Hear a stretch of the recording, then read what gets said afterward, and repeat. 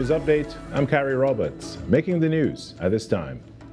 After a weekend spent searching the Studley Park landfill, Senior Superintendent Rodell Kirk told TDT News police are sparing no effort in trying to bring closure to the family of 2-year-old Angelo Tobias Plaza and the Goodwood community desperate for a breakthrough. Senior Superintendent Kirk confirmed 2 of baby Angelo's relatives are in custody, but warned the public against spreading misinformation during a sensitive investigation. We are recognizing that there are a lot of false narrative and false information that is being spewed about in the public domain. We want to have people discourage that. We have seen on Facebook a lot of false information. Angelo, who was reported missing 7 days ago, was believed to have wandered out of his home in Goodwood, Tobago, and into the nearby sea. His disappearance sparked a massive multi-agency search effort amid dangerous sea conditions. The senior superintendent also pleaded with the public to pay close attention to their children, particularly toddlers, to minimize the reoccurrence of these types of incidents. Please give your children of tender age that necessary care and attention to which they need. We don't want a situation like this repeat in the future. We are not saying that anyone anyone deliberately do anything, but we are urging the public. The children of these ages are vulnerable. Take the utmost care in which to provide that level of protection to which those children are deserve.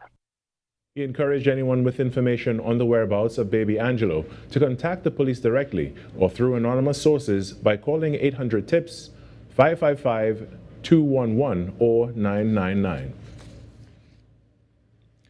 In a related story, since reports have first emerged that 2-year-old Angelo was missing, residents have remained at the scene, holding on to hope for a breakthrough. Yet, as the days pass and questions continue to outweigh answers, they have turned to faith, choosing to publicly seek spiritual guidance in the face of deepening uncertainty. When we need you, God, and we need you like never a time before, dear God.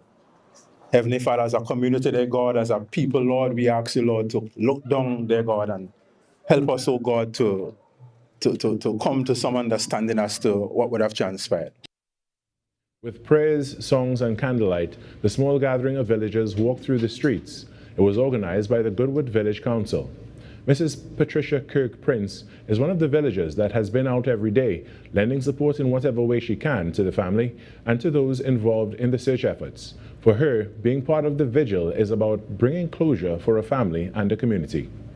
Praying and asking God to show us some sign or some way we could put our hands onto that little child. As a mother, I'm a mother of 8 with 9 grandchildren and 1 great-grand. And I know what it feels like a mother to be going through this. It's hurting me and it's not my child. While the search continues for little Angelo, villagers said they will continue to hold vigils until he's found. Switching gears now to sport, Trinidad and Tobago Red Force hold a slender 15-run first innings lead over defending champions Guyana Harpy Eagles in the West Indies Championship final at the Sir Vivian Richards Stadium in Antigua. Red Force were bowled out for 260 on day 2. Jaden Seals top scored with 70 and Carrie Pear contributed 40. Kimo Paul was the pick of the Guyana bowlers with 3 for 28. Paul then inspired with the bat, posting a half-century alongside Jonathan Van Lange, 46 in an 82-run 6-wicket stand. But Seals proved the difference with ball in hand, taking 4 for 55, backed by Terence Hines 3 for 46 to dismiss Guyana for 245 and hand Trinidad and Tobago a 15-run advantage heading into day 3. And that's what's making the news this morning. But joining us right now is the host of Trinidad and Tobago Today, Virmala Balkaran. Good morning, Virmala. Good morning, Carrie. How are you today? I am good. I feel like I have a little something in my throat there. I need to clear it, but afterward, off air. I agree. It's the same thing happening to me. For some reason, it just happened. Yeah, maybe it's the blue that we're wearing today. Why did you copy me? I was going to ask you, were you spying? You know, do you have cameras set up somewhere? You know, I've always said this. I feel like on Tuesday, a lot of people wear blue in here. For some reason. Because we've worn what we wanted to wear on Monday, and then you look in your closet and I'm like, what else do I want to wear? Oh, there's something blue that I don't usually reach for. Let me just get that. There's a science. I kid you not. I just knew it was going to happen. I wonder what's the science behind, folklore beliefs and stuff like that, that the color blue runs malju or bad vibes. Well, you know what? We should probably cover ourselves in some these days. And it goes hand in hand with blue soap as well. And you know that, that bath they say to take. Well, Kyrie, did you know that today is Plant Something Day? And I do not have a green thumb whatsoever. I have a brown thumb or a black thumb because 100%. I tell you, you know what? I'm gonna make a confession on air. Okay. I was able to kill a snake plant. Okay. You know, snake plants are very, very sturdy plants. They don't need too much. Well, somehow I managed not to have them survive. Top that. Under my care. Yeah. What about a cactus? Oh, wait. Are you saying that you managed to kill a cactus? Yeah. Okay, I feel a little bit better about myself this morning. Thank you. Listen, they told me this was very low maintenance. I didn't have to do anything much. They lied because clearly I needed to do something because it died. Yeah, so maybe we should plant things today to help, in the memory of your cactus and my snake plant that didn't survive us. We should plant something, but then we'll plant it and leave somebody else to care for it because we don't know what we're doing, clearly. Listen, for Corpus Christi, when everyone is running towards planting, I am running away from that and saying, listen, if I touch the plant, it does not stand a chance. Yeah. That's really unfortunate. But Carrie, also coming up on today's show, we actually have an update for you coming straight out of Tobago. Captain Valence joins us from the Hunters Search and Rescue Team.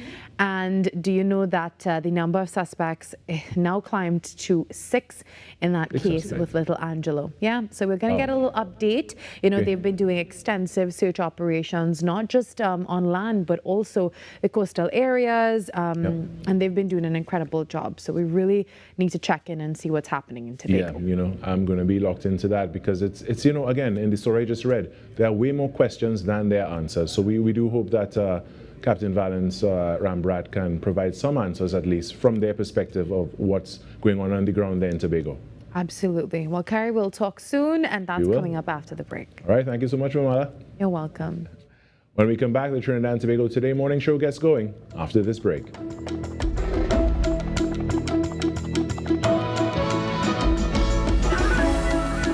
Every client deserves expertise, integrity, and guidance they can trust.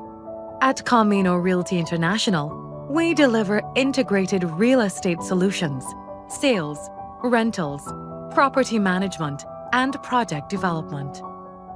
Driven by excellence, transparency, and innovation, we protect value, create opportunity, and build lasting success. Because real estate isn't just about buildings. For more information on our services, log on to CaminoRealty.com or follow us on social media at Camino Realty TT. Camino Realty International, elevating lives one property at a time. सबको मालूम है जहांगीर की रखेल है हमारी बाप की उम्र का होगा कम से कम अरे बाप है वो इस घर में मैं बच्चों की तरह पला हूँ सुनी घर में तो कुत्ते भी पाले जाते हैं मियाँ गुड्डू के पीछे जीभ लटकाए यूं पूंछ हिलाते नहीं देख सकते हम तुम्हें किसी एक को मानना होगा तुम्हें हम या Jahangir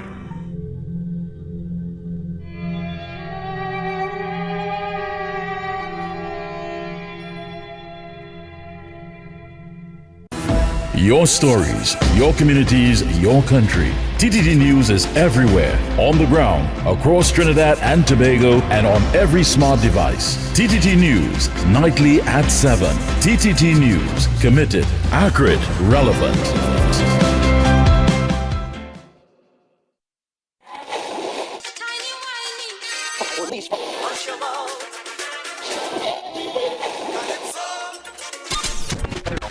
Since 1972, one sound has been living in the heart of Trinidad and Tobago, the longest running radio station in the nation. We're your holiday soundtrack, whether it's on your day off, Long drives or house limes. we are always sweet. This is music with meaning, music with memories. Music that feels like home. And it's not just the songs, it's the voices you trust, personalities you've grown with. Laughter that sounds familiar. This isn't just radio, it's tradition. It's memories. It's part of who we are. Sweet 100.1 FM, the rhythm of our identity, part of your family. Always 100, got you on your way. Sweet 100, sweet 100.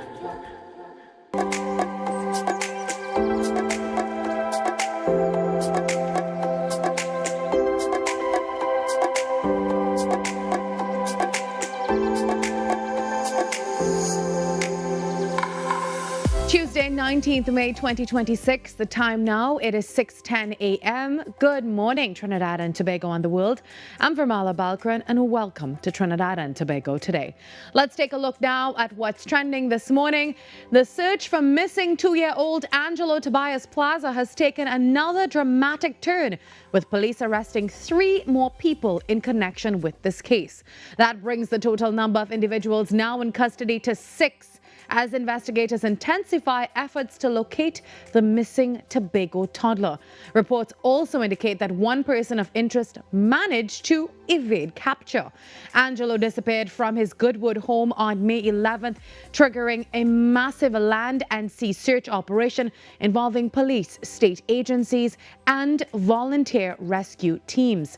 The TTPS says the investigation remains highly active and sensitive, with officers continuing to pursue every lead in the desperate search for the missing child.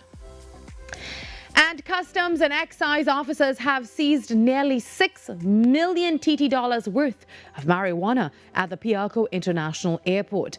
The division says the drug bust happened during routine passenger clearance operations on Sunday, when a 22-year-old British national was referred for additional screening.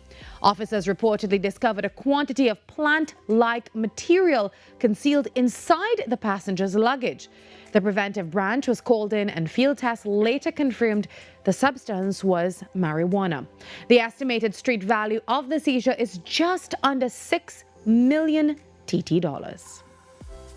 And switching gears to some entertainment news now, Canadian superstar rapper Drake is shining an international spotlight on TNT once again, heavily sampling soca legend Denise Belfon on his new track called BBW. The song flips Belfon's iconic 1998 hit Work, including the instantly recognizable line, "Put your back in it," into an OVO-style hip-hop beat. The track appears on Drake's latest surprise project, Maid of Honor, released alongside 2 other albums. And Belfon says she is elated and excited by this crossover movement, confirming that the sample was cleared properly through her publishers and legal team.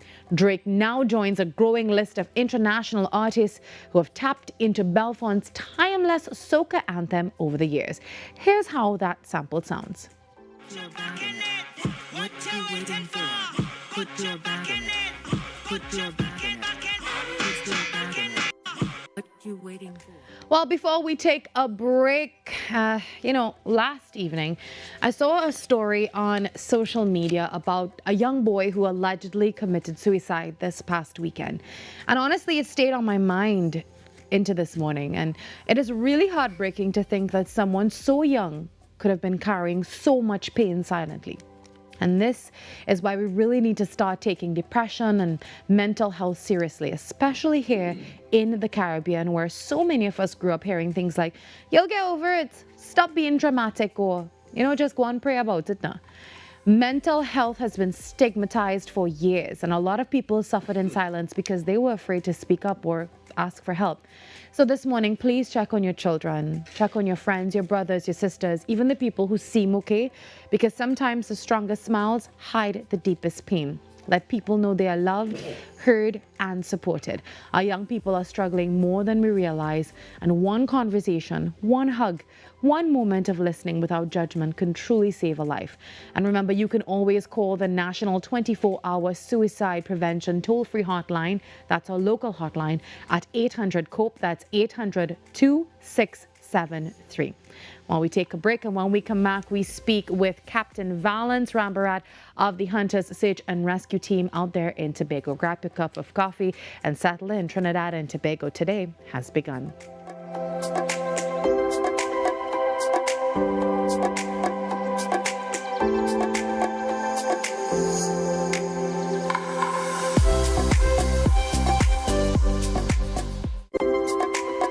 Being connected, it means a lot because, first of all, you can't do this by yourself. When you have your phone, you always have somebody at your side.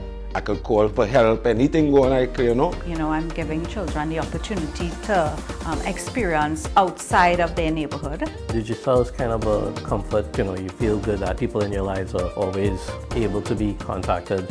I was with the other network and I was having problems, so I joined Digicel and I never regretted it.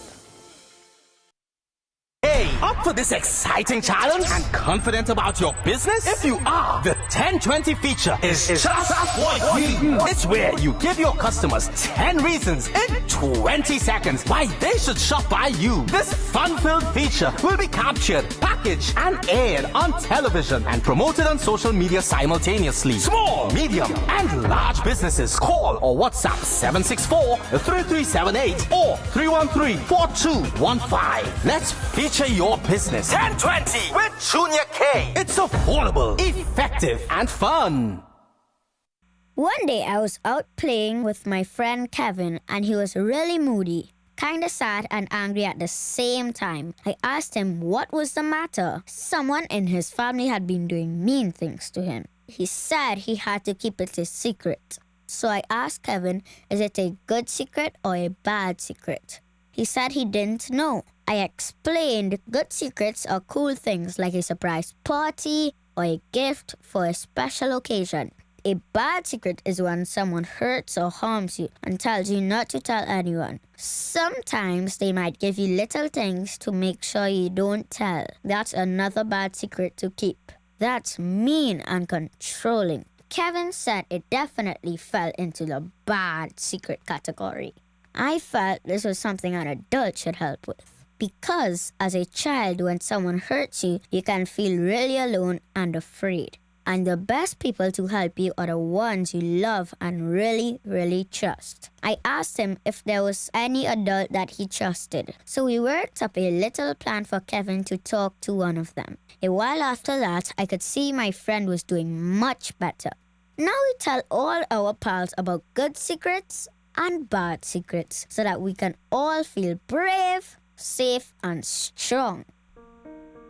Break the silence. Child abuse is one secret you should never keep.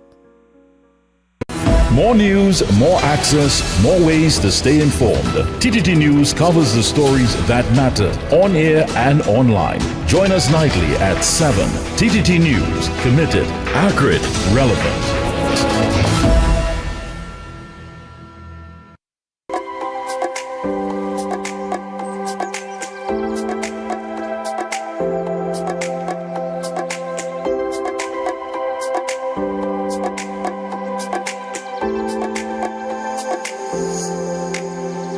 Tobago and the wider nation continue to anxiously await answers in the disappearance of 2-year-old Angelo Tobias Plaza. Emotions remain high across the island as search efforts continue and residents hold on to hope for a positive outcome. Well, joining us now is Captain Valence Rambarat of the Hunters Search and Rescue Team, one of the groups leading extensive search operations, continuing extensive land and coastal searches across Tobago. Good morning, Captain, and welcome. Good morning. A pleasant good morning to your viewership on TTT. I'm fine, thank you, and the team is up already, preparing breakfast and ready to head out at 8 a.m. sharp. Yeah, well, Captain, first of all, what is the mood like among the search teams and the residents in Tobago as the search continues? You've been at this for some days now. Yes, today would be day 6 of our presence on the island, and to search for 6 continuous days takes a lot of energy, a lot of work, and in terms of the mood on the island, we have the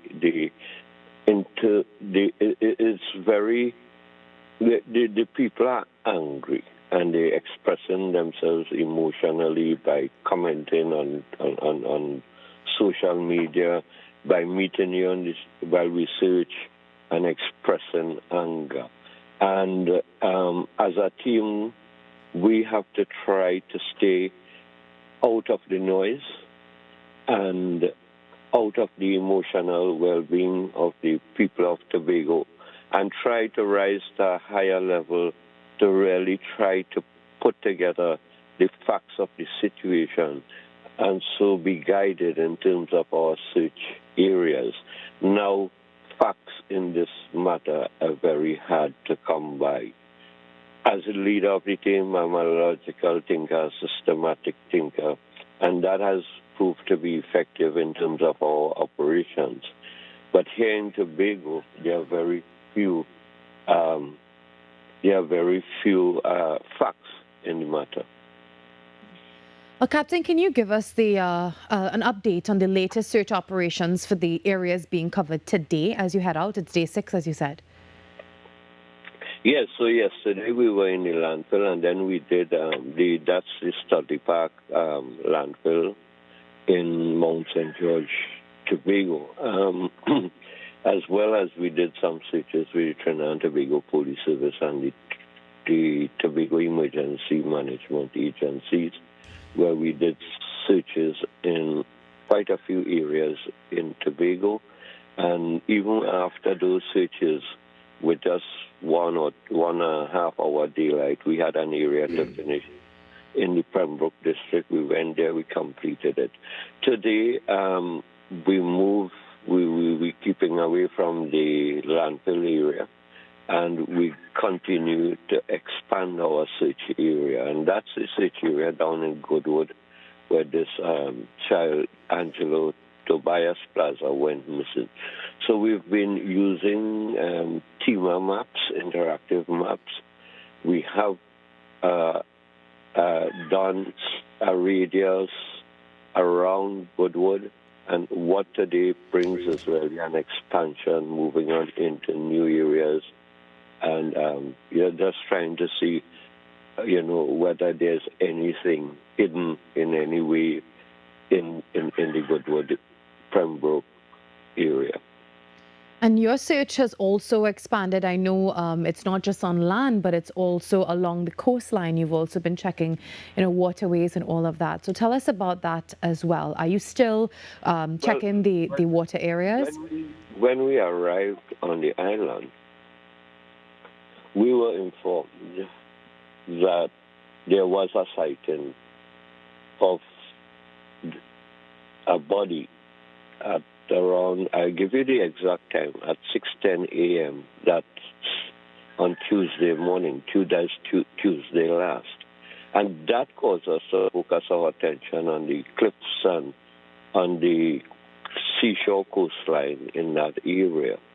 However, after 2 days of doing that, and based on, just trying to listen to the people in Goodwood and check other areas, we've been focusing on that. And only yesterday we returned to the coastline, and we just redoubled our efforts to search the entire coastline there yesterday evening, just in case that sighting was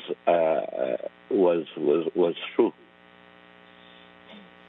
Now, Captain, this must be really draining for you. You said that you're already up and making breakfast and ready to go out for day 6. So how physically and mentally exhausting has this operation been for the rescuers over the past few days? Well, the thing about the team is that they're highly trained, very experienced, and in terms of their physical competence, they are prepared for it. Mentally, it's been draining, and that's why when we have this these meetings before we leave and after and late at night. We try to speak, make sure everybody gets a chance to say, to speak about, how they feel about things, and their mental health is being taxed, because each time we get out there, you interact with people, and you get a whole flow of emotions coming from them. Their theories, and you have to process that, and then bring it back to a meeting. It's the mental part is really the one that is being taxed. However, as the leader of the team, I remain above the noise at all times. I allow members to interact with the public. People would want to come to see me. I would listen to them. It doesn't affect me. What I do is stay above it and I'm always focused on getting the task done. It comes with search and rescue operations, comes with leadership, and how leadership is practiced, that the leader has to determine what's next, where we go, what are the facts of the situation. Guys, this is the line we keep in, and this is what we ought to do next. And so there's been taxing on everyone. Physically, we're fit, and so that's the state of our team at this point in time. You spoke about the very little facts that are present in this case. So we've been hearing a lot of rumors and speculation surrounding this case. But at this stage, the authorities and your group is also saying we need to wait. The public needs to wait for proper information from the investigators and officials. So I'm sure where you are as well, it's just a lot of rumors flying around. Yeah, there are a lot of rumors. So there are two elements to this. There are the investigations that are ongoing, and then we conducting field operations. Normally, field operations are guided by the investigations that are going on. Take, for example, the landfill issue that was generated from a social media commentator and commentary, and that would have, to me, that was the realm of speculation. But we did go and fulfill that aspect. If the public was concerned about the landfill, we went, we checked, and that type of thing. Now, at the end of the day, it is very few facts, and we made a post last night simply saying we will get on top of this. We, meaning Hunter Search and Rescue Team, the Trinidad and Tobago Police Service, Trinidad and Tobago Emergency Management Agency, the Tobago House of Assembly. They've been supporting us a lot and making sure we have logistical support. I think good will come out of this. We will get on top of the situation, and that the investigators are the one to lead this logical conclusion, and that's why I'm optimistic. It is in the hands of the investigators, and I think they will be able to bring this to some sort of resolution. Captain, you spoke about all the other agencies and volunteers who've been helping a lot. Also, how significant has this been in helping to support the search? It's been significant. I tell you, when you look at the logistics of bringing members from Trinidad to Tobago, ensuring they have a place to stay, ensuring that if there's a supply line to the team while they're out there, not having to worry about where lunches will come up or dinners will come from, and ensuring that there's a good supply of water and other types of drinks to keep us hydrated, ensuring that we have transportation, the different types of transportation needed on the ground. There are some places you would be able to go with SUVs, but then you need 4x4 support to go in different areas. It has been amazing. Alan's, the director of TEMA, Alan Stewart, He has been phenomenal in lending his agency's support to our team. I left out one area. What about communications? We were provided with top-of-the-line VHF radios. We even have trackers on us in case our team members go missing and in strange terrain. So, and all this, the logistical and technical support. When we have briefings with TIMA very early in the morning, we're using the interactive maps that they have in their offices to scan areas. Additionally, we're in a strange area. So before we could deploy our teammates or team on the ground, we have to survey the area with drones. They have some really top-of-the-line drones. Yes. I think I will tell you if our ants move on the ground, they could pick it up. So in terms of ensuring that the area is cleared for us to move in, that's the type of support. It has been tremendous. Take, for example, getting into the landfill and getting the excavators to search various pits. It meant getting the THA involved and Dr. Faith Bremner and Ansel Franklin. They've been phenomenal in their support from the Tobago House of Assembly. Yeah, well, thank you so much, Captain. We really appreciate the time that you're spending with us this morning. All the best as you head out into day 6. That was Captain Valence Rambarat of the Hunters, Search and Rescue Team joining us this morning. We take a break and come back with more.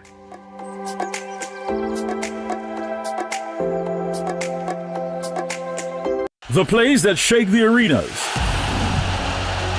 The stories that move a nation. From football to cricket, track to tennis, every win, every rivalry, every headline. This is where Trinidad and Tobago come for sports. TTT Sports with Nasira Mohammed, daily at 7 p.m. Well, once again, we're at summer's doorstep. The action is picking up with a variety of events that'll thrive alongside all of the popular attractions. Hello everyone, I'm Aidan St. Agath and welcome to Caribbean Passport TV. All eyes will be on Antigua this summer for the 2026 Carnival celebrations, to which everyone is invited to feel the rhythm. With over 2 months of pre-events to warm things up, Antigua and Barbuda is event and activity driven. So if eco-adventure and marine life are among your passions, then Scooter Snorkeling is the tour company for you. Unleash your imagination with TTT's Terrific Toon Time. Join us as we stop evil geniuses from taking over the world on Super Z, or hop on board for a journey into outer space with Galaxy Kids. Be a part of our quest to save the forest alongside our robot pals from Bugspot Ignition. Or let's go exploring with Duda and Dada. It's fun-filled adventure with Terrific Toon Time right here on TTT.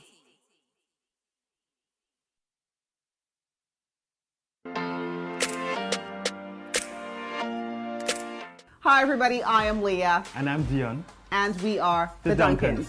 Listen, we're here to tell you about a project the Lord has given to us called the Marriage Confessional. It is geared toward married couples, those that are on the road to marriage, and those that want to get married one day. So join us on TTT and on Facebook and YouTube at TTT Live Online. The Marriage Confessional, only on TTT.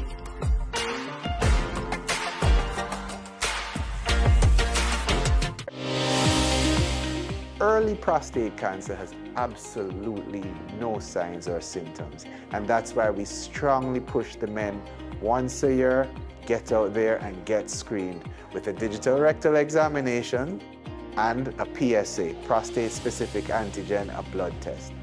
Any PSA above 4 is abnormal.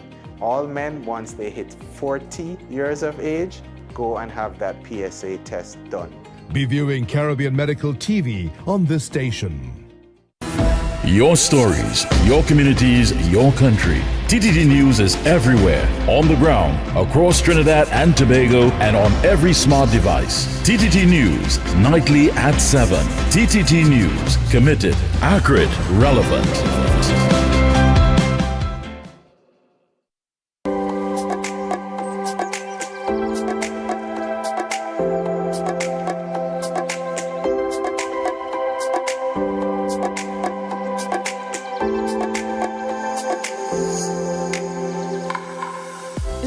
yourself.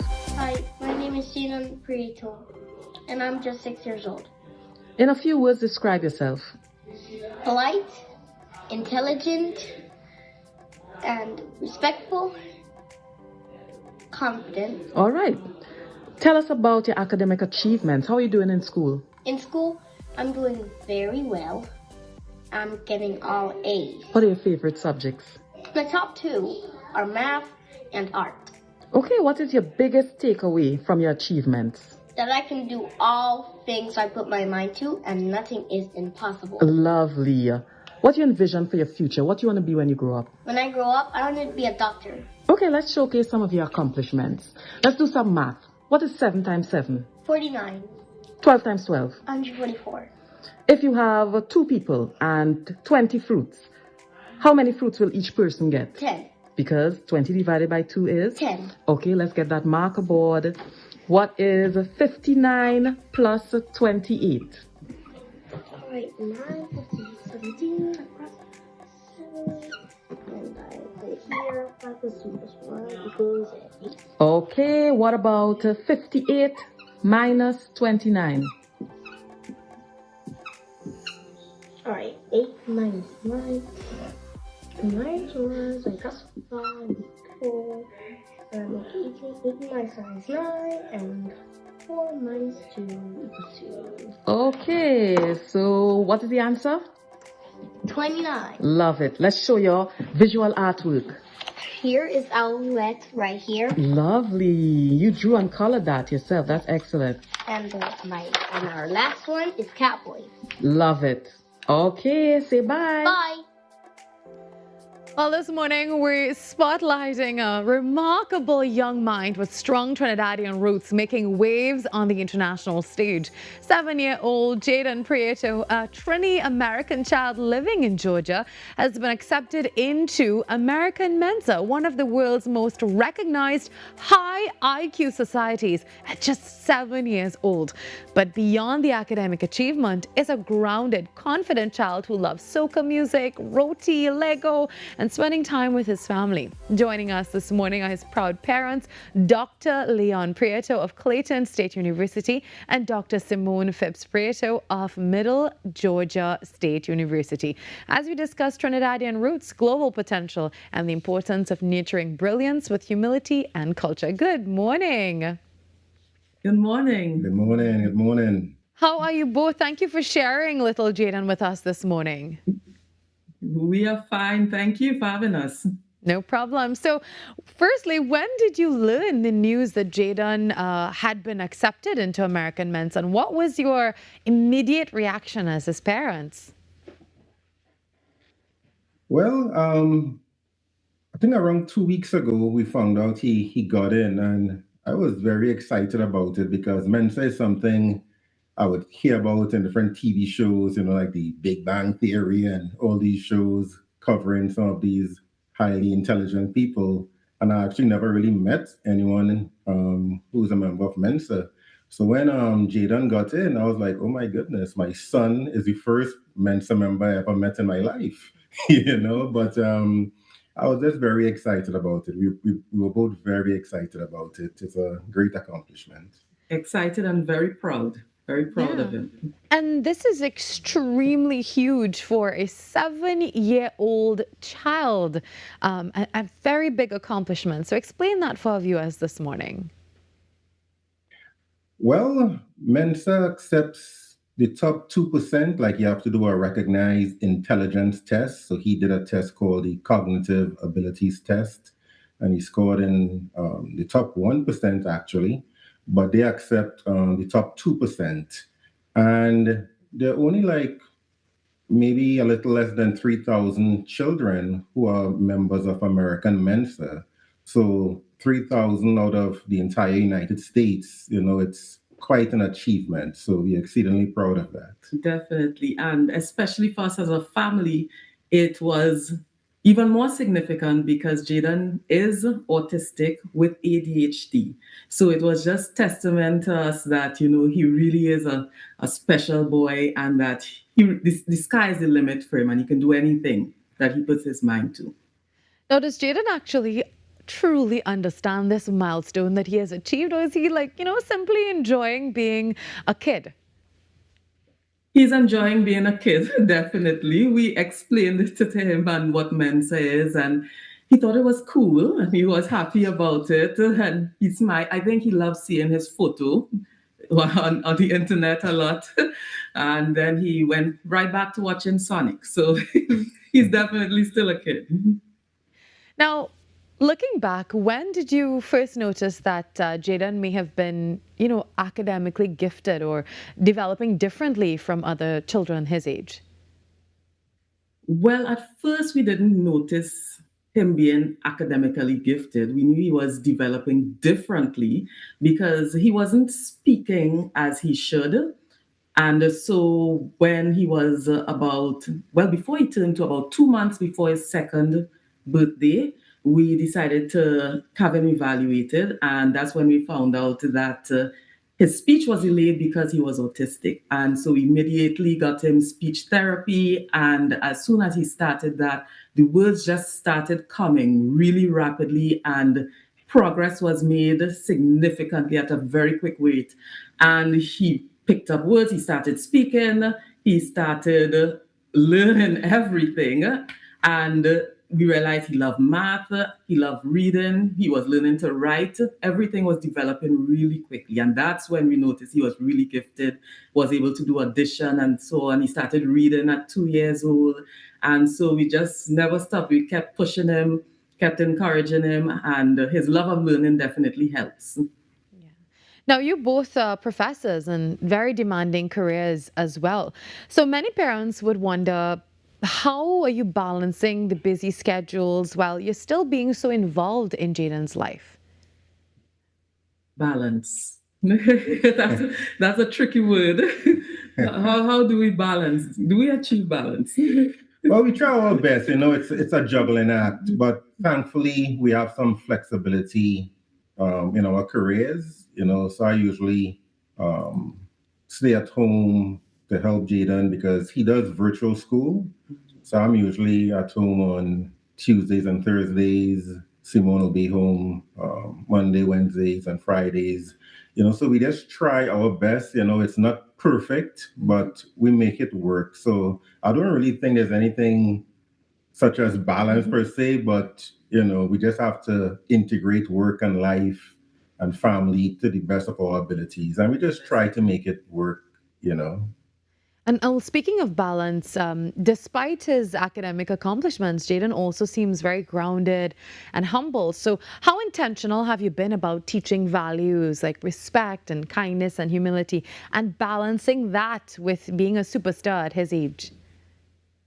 Very intentional, very intentional. We make sure that he understands that it's important to treat people as he would like to be treated. We make sure that he understands the importance of hard work, discipline, making sure that he knows that he's intelligent, but he still needs to be humble. Humility is important. And so we give examples, relevant to his age, etc. Tell him to put himself in someone else's shoes, and how would he like it if someone were to do him this, etc. And then he has a little brother as well, so we always teach him, you got to be a good, responsible, big brother, so it's important to emulate those values. So, your little brother could learn from it. So his brother, his name is Levi, and be on the lookout for Levi as well. He's 2 years younger, but he's a rising star himself. And he has good inspiration and good role models to learn from. Can you tell us a little bit about Jaden's IQ score? I know this may have come up, with the entrance into American Mensa. Would you be able to tell us about it? Sure. So the recognized test that he did to get into Mensa was called the Cognitive Abilities Test. And I believe that test is out of 150, and Jaden scored 144. But keep in mind, to get in, he needed to score 132, so he blew it out of the water, so he did a really good job, really remarkable job on the exam itself. Wow, I think we are all in shock. I just heard a wow escaping our mouths. Well, thank you for sharing that with us. But before we go, how important has your Trinidadian heritage been in shaping Jaden's identity, his confidence, especially growing up in the United States? I heard that he enjoys roti and soca music, if I'm not wrong. So you've really done a good job at ensuring that he is grounded in his Trinidadian roots as well. Oh yes, definitely. He loves Super Blue, Marshall and Kess. Young brother. And young brother. And believe it or not, when he was younger, he actually thought he was born in Trinidad, and we had to break it to him that no, unfortunately, you were born in the United States. But he still strongly identifies with Trinidad and Tobago, and we visited last Christmas for our family members in Point Fortin, San Fernando, etc. So. And he loved it. He except for the bugs. He said he loved it, but we have too many bugs. But we're definitely very intentional about that as well, making sure he knows where he comes from. And as you can tell, education is very important to us. And we learned that from Trinidad and Tobago. And so we try to pass that on as well, that idea as well, to make sure that he knows that he's not inferior to anyone, and don't ever let anybody make him think that because he may be different, that they may be superior. Make sure that he stays confident and he knows who he is, and he's confident in his identity. Yeah. Well, thank you very much, Mom and Dad, for joining us this morning. We're extending an invitation whenever you are in Trinidad next. Please come by and visit us. We would love to meet you both, and also Jaden. Well, have a great day. Give our love and our best wishes to Jaden and also Levi. Yes, we will. Have a great day. Thank you. You too. Bye. All right, bye-bye. 7-year-old Jaden Prieto. Look out for him. That's definitely a name that's going to take not just the world by storm, but also you're going to hear him doing some great things, especially for the Caribbean, because he is definitely grounded in his Trinidadian roots. We take a break, and when we come back, the show continues. About 13 minutes to go before the top of the hour.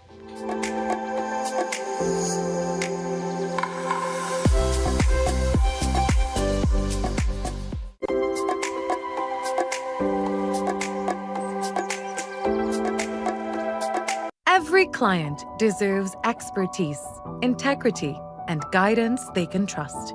At Camino Realty International, we deliver integrated real estate solutions, sales, rentals, property management, and project development. Driven by excellence, transparency, and innovation, we protect value, create opportunity, and build lasting success. Because real estate isn't just about buildings. For more information on our services, log on to CaminoRealty.com or follow us on social media at Camino Realty TT. Camino Realty International, elevating lives one property at a time.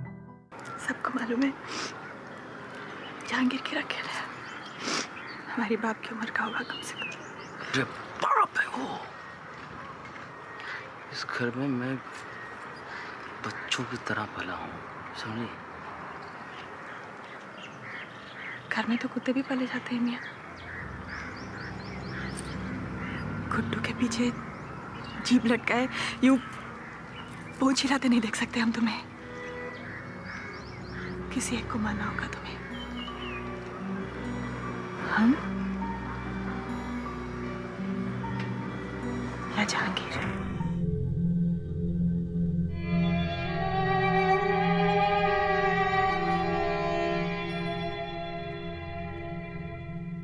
TTT News every night at 7. TTT News, committed, accurate, relevant. Unleash your imagination with TTT's terrific Toon Time. Join us as we stop evil geniuses from taking over the world from Super Z. Or hop on board for a journey into outer space with Galaxy Kids. Be a part of our quest to save the forests alongside our robot pals from Bugsbot Ignition. Or let's go exploring with Duda and Dada. Catch Terrific Toon Time weekdays at 4:15 p.m. and Saturdays from 9 a.m. It's fun-filled adventure with Terrific Toon Time right here on TTT. Early prostate cancer has absolutely no signs or symptoms, and that's why we strongly push the men once a year, get out there and get screened with a digital rectal examination and a PSA, prostate-specific antigen, a blood test. Any PSA above 4 is abnormal. All men, once they hit 40 years of age, go and have that PSA test done. Be viewing Caribbean Medical TV on this station.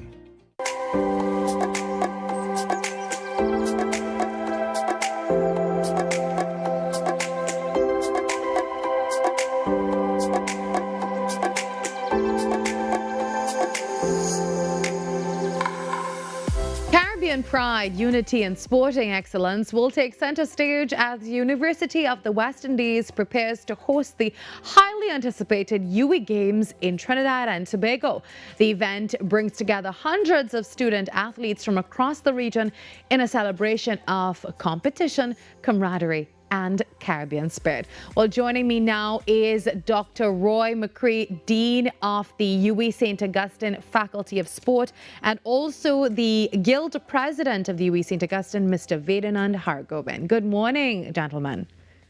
Good morning. Good morning. Good morning, President. Good morning to you, viewers and listeners. Well, gentlemen, thank you so much for having us. No problem. The official theme for the 2026 UE Games is Reunited, Reignited, Ready. I'm correct? Yes. Yes. So after a 6-year hiatus, how significant is the return of these games and what message does it send about the UE's commitment to Caribbean unity and regional collaboration? Well, the Games, has its own peculiar history and context. When it was first introduced in 1965, at the time, the heady days of nationalism and regionalism. Trinidad and Tobago became independent in 1962 and Jamaica.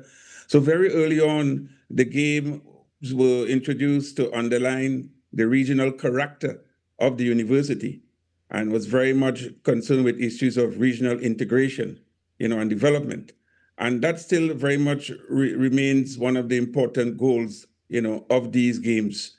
To bring about and symbolize regional unity while creating opportunities for athletes to develop and to take part in sport. So that mission, remains relevant and even more relevant today, than yesterday. Yeah. Now, this year's games feature competition across 10 sporting disciplines, and it also embraces Caribbean culture and student interaction. Why is that important for the UE to create a space that balances elite athletic performance with, that cultural exchange and regional connection? I don't know if Vedanand, you want to come in on? Yes, definitely. So let me start by saying the Caribbean experience is incomplete without culture. Sport and culture has always gone hand in hand in our region. The same passion you see for athletics is reflected in our food, music, dance, language, traditions. Nowhere else in the world has this sort of melting pot. And the UE Games has intentionally been designed to reflect the full Caribbean and Trinidadian identity. And yes, there's intense competition and a high level of athletics, but there's also tradition, interaction, culture, exchange, and so much things to celebrate. So the balance is important because it humanizes the competition and it really builds on that regional integration that the UE has always promoted. If I may add, sport and culture have been two major sources of anti-colonialism and also empowerment in the region, symbolized by the West Indian cricket team. And these two spheres of activity continue to have that particular, function and importance in Caribbean society, as sources of empowerment, and more recently as sources of wealth, and as particular industries in themselves. So sport and culture remain critical, aspects of our socio-political and socio-economic development. And the games really invariably would try to reflect that, and develop on that. Now, the UWI has long been associated with producing world-class athletes and sporting professionals.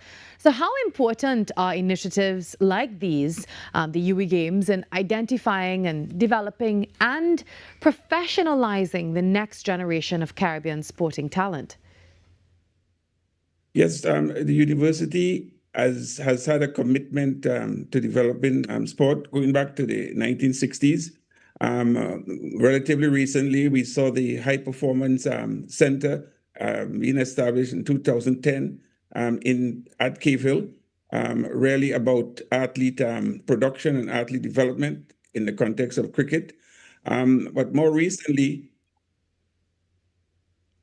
we saw the establishment of a faculty of sport, in which universities sought to seeking to foster the greater professionalization and more systematic and scientific approach to the development of sport and the nurturing of talent. So the Games offers that opportunity for nurturing talent, for developing athletic talent. And these games offer an opportunity for some of our young student athletes to develop, and not just develop in terms of sport, but also develop educationally as well. Yeah. Well, Mr. McCrae and Mr. Hargovan, I'm just going to ask you to stay with us for a few more minutes. We're taking a short break. We have the news coming up, and then we come back. We'll continue talking a little bit about the UWI Games. So I'm asking you to stay with us. We'll carry us up next with the major network news. A short break before that. We come back inside the next hour.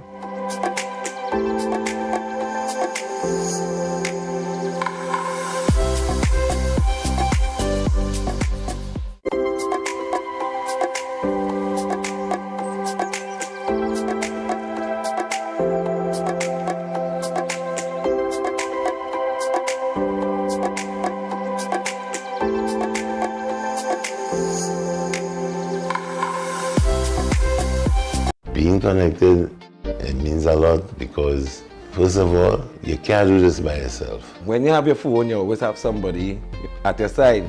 I could call for help, anything going like, I'm giving children the opportunity to experience outside of their neighborhood. Digital is kind of a comfort, you feel good that people in your lives are always able to be contacted.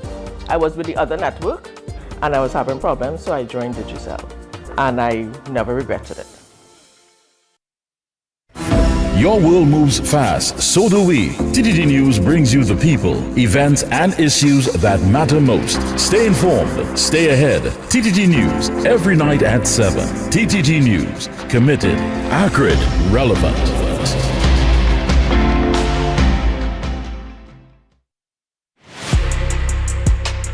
I'm Jamila Bannister, host of the Socially Safe podcast, the new TTPS podcast where we share real stories, teach real lessons, and create real impact.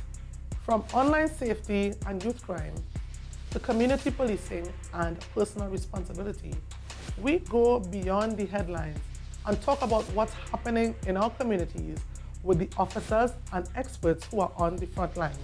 Because safety starts with awareness, conversation, and action. Tune in to the Socially Safe podcast on the TTPS YouTube channel, listen on Apple Podcasts and on Spotify. Don't miss it. Watch on TTT, Mondays 6 p.m., Tuesdays 1:10 p.m. Hi everybody, I am Leah. And I'm Dion. And we are The Duncans. Listen, we're here to tell you about a project the Lord has given to us called the Marriage Confessional. It is geared toward married couples, those that are on the road to marriage, and those that want to get married one day. So join us on TTT and on Facebook and YouTube at TTT Live Online. The Marriage Confessional, only on TTT.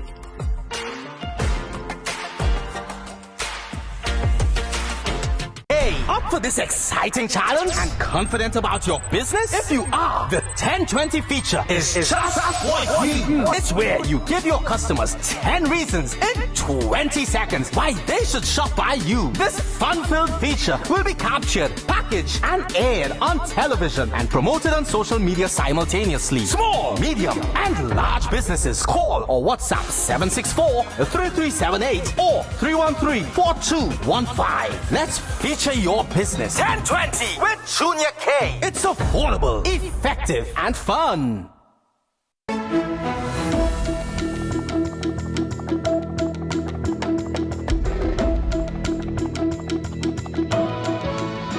Good morning. This is your TTT News Update. I'm Carrie Roberts. Making the news at this time.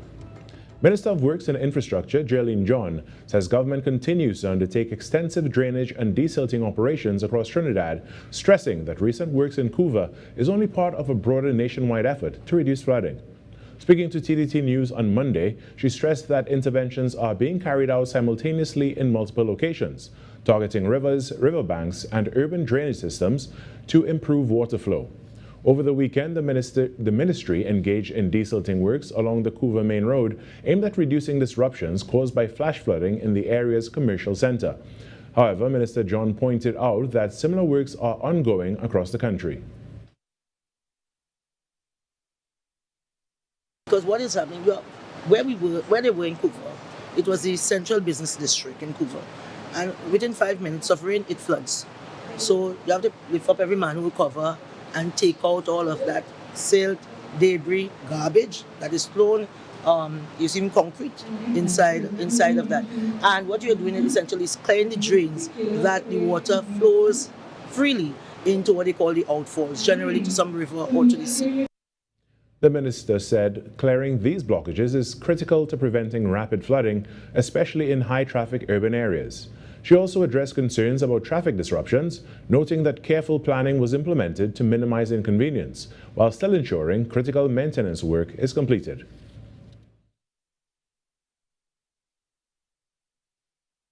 It was done on Saturday night, starting from 8 p.m. We sent out the communication team, they sent out notices in advance, we advised the police, and so we take every precaution. And it was on Saturday night and Sunday night. Today, I think the work was probably about 95% complete, so they'll complete that maybe tonight.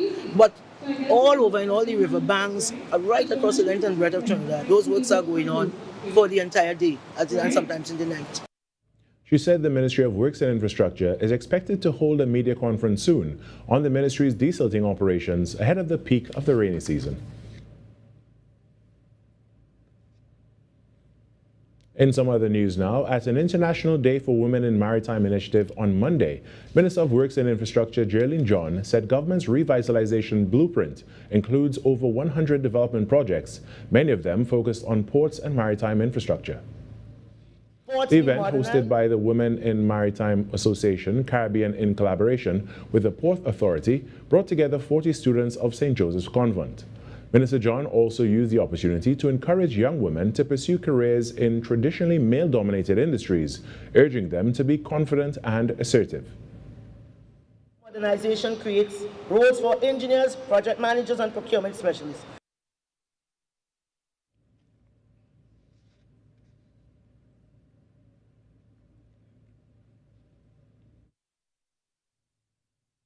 International Day for Women in Maritime is observed annually on May 18th.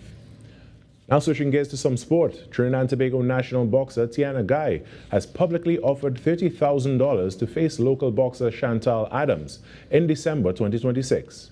The boxer, who previously sparred with Adams at Fine Line Fight Factory, dismissed claims of avoiding a fight, while adding that Adams, however, refused past offers of a bout ranging from $2,000 to $10,000. Guy emphasized via a social media post that she cannot accept a fight within 2 months due to her participation at the Central American and Caribbean Games in August, but instead proposed a December 19th 12-round bout.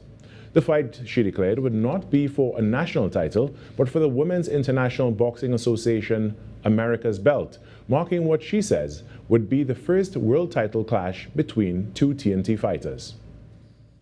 And that's what's making the news at this time.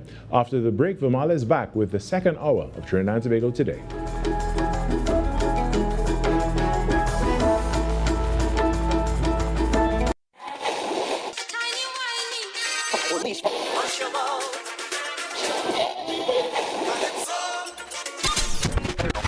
Since 1972, one sound has been living in the heart of Trinidad and Tobago, the longest running radio station in the nation. We're your holiday soundtrack, whether it's on your day off, long drives, or house lives. We are always sweet. This is music with meaning, music with memories. Music that feels like home. And it's not just the songs, it's the voices you trust, personalities you've grown with. Laughter that sounds familiar. This isn't just radio, it's tradition. It's memories. It's part of who we are. Sweet 100.1 FM, the rhythm of our identity, part of your family. Always 100, guide you on your way. Sweet 100, sweet 100. Being connected, it means a lot because, first of all, you can't do this by yourself. When you have your phone, you always have somebody at your side. I could call for help, anything going like, You know, I'm giving children the opportunity to experience outside of their neighborhood. Digital is kind of a comfort, you feel good that people in your lives are always able to be contacted. I was with the other network and I was having problems, so I joined Digicel and I never regretted it. सबको मालूम है जहांगीर की रखेल है हमारी बाप की उम्र का होगा कम से कम बाप है वो इस घर में मैं बच्चों की तरह पला हूँ सुनिए घर में तो कुत्ते भी पाले जाते हैं मियाँ गुड्डू के पीछे जीभ लटकाए यूं पोंछ हिलाते नहीं देख सकते हम तुम्हें किसी एक को मानना होगा तुम्हें हम या Jahangir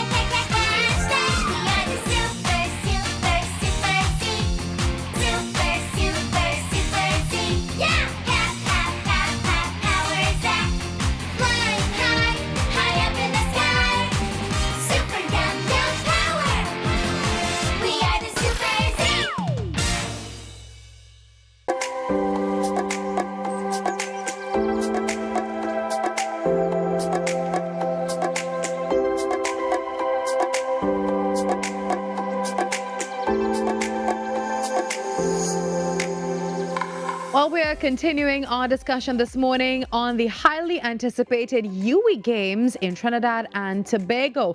Remember, this is taking place at the UE St. Augustine, bringing together hundreds of student athletes from across the region in a celebration of competition and, of course, that sweet Caribbean spirit. Well, continuing with us this morning, we have the Dean of the UE St. Augustine Faculty of Sport, Dr. Roy McCree, and also the Guild President of the UE St. Augustine, that's Mr. Vedanand Hargoban. Welcome back, gentlemen. Thank you. Thank you for staying with us to continue this discussion. We can't let you go without, just talking about a few more things about the UE Games. Now, one of the standout features of this year's Games is the outreach initiative, I understand, at the St. Mary's Children's Home in Tacarigua. So tell us, why was it important to include volunteerism and community engagement as part of the Games experience, and what values does this help to instill in student athletes? Well, Virmala, one of the major priorities of the university right now is to establish a closer link on connection with our communities. And through this particular activity, we are trying to do just that. And it connects to the whole area of sport for development, where we try to use sport to deal with issues, of inequality, issues of exclusion, in the society, to make people who feel that they have been, dismissed, and not valued, to let them know that they are valued, and this is one of the important driving factors behind this initiative to establish that greater link with our communities and to really help people deal with particular challenges that they have faced, over the years in terms of feeling a sense of exclusion and feeling that sense of not being valued, enough. And it's part of a broader global movement to use sport to deal with issues of exclusion and discrimination and stereotyping. So, and this is an important part of the mission of the university, really, to develop the society, to develop everybody, in the society, wherever they are located, institutionally and socially. Well, gentlemen, before you go, for viewers and supporters hoping to attend the games at SPEC and other venues this week, walk us through the registration process. With attendance very limited, what do we need to know to secure our spots before the venues reach capacity?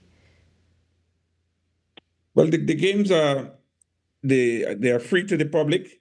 They are taking place at the St. Augustine campus, but also at the Racket Center, the Hockey Center, the Aquatic Center.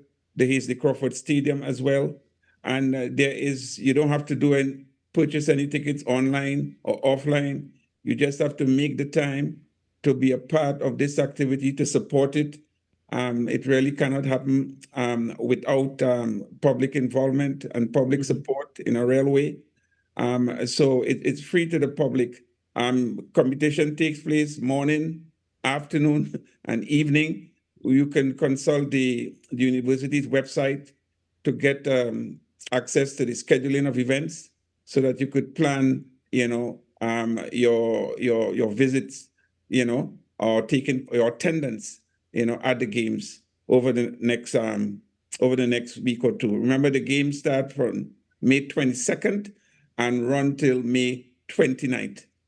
And we invite you to come along to be part of this attempt really to develop sport, to showcase sport and its importance to developing the society, bringing the society together in a situation where we are surrounded by various fissures and fragmentation, happening. So we welcome everyone to be involved in these games as spectators. All right. Any quick closing words for us, Vedanand, before we go? Well, let me say this. First of all, the games are free, so please come out and support. And secondly, it's been held in St. Augustine, so we need that home court advantage. So we need all of the supporters to come out and support and really rep the St. Augustine campus and Trinidad by extension to make sure that these regional students are coming here. They feel the warmth and energy and love that we have to bring to them. And we could only do that through having support from everyone, not just UWI students, but teachers, alumni, parents, anybody who's linked to the UWI fraternity or not linked to the UWI fraternity. Come and have a good time, bring the family, be there. That's free. All right. Yeah. Vermala, if I may, just allow me to thank the local organizing committee, regional organizing committee, the hardworking people at the deputy office of the deputy principal, the acting principal, Professor Chedi, who is the chair of the games. This has taken a lot of effort. It's a small games, but over 14, around 14, 15 subcommittees have been established to see about, food and accommodation and transportation. And, I want to take this opportunity to thank them all for making this a reality. Marketing and communications, of course, I didn't forget you. And thank you for your contribution to making these games a reality. And thanks to you, TTT, for the opportunity to promote the games. You're most welcome. Thank you, gentlemen. Thank you very much. We look forward to the UWI Games next week. Well, that was UWI Games 2026 with the Dean of the UWI St. Augustine Faculty of Sport and the President of the UWI St. Augustine Guild. 7:14, that's the time. We take a break, and when we come back, we talk a little bit about two local organizations who are coming together to make a really huge difference in the lives of children and families across TNT.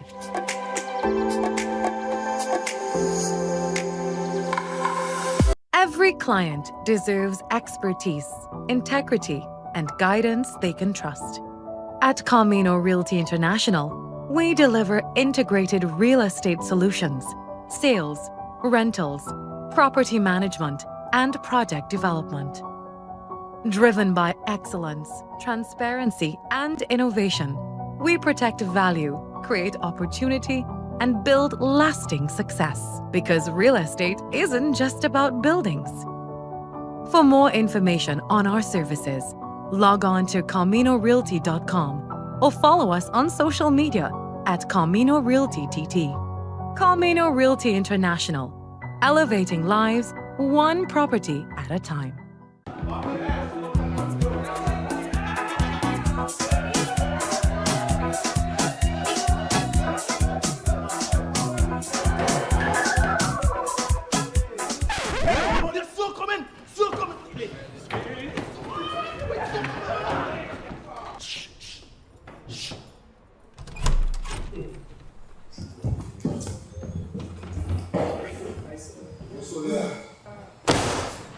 All right, settle on.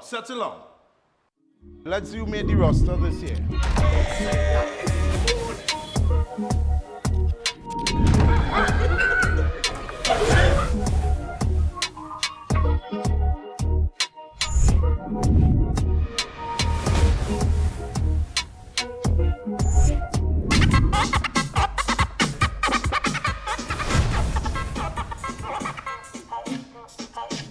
Excuse me, sir.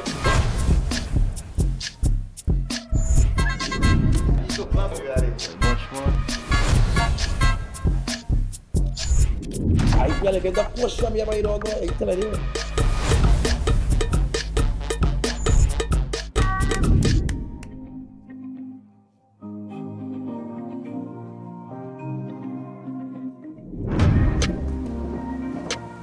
Mr. Hoyt, Yes, Principal. are these the new students? Yes. The best of the best.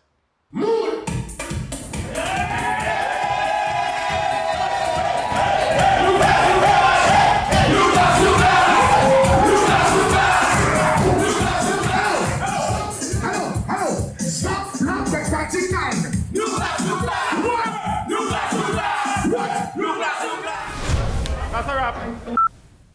Say, CEO, what if the term now starts and these children missing school already? Hey, what are you doing there?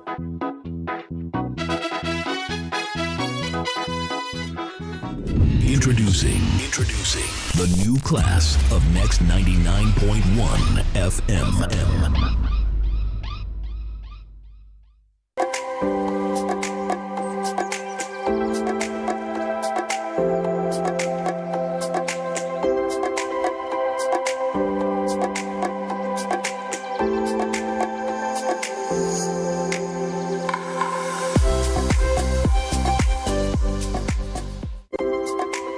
Local organizations are coming together to make a meaningful difference in the lives of children and also families across Trinidad and Tobago.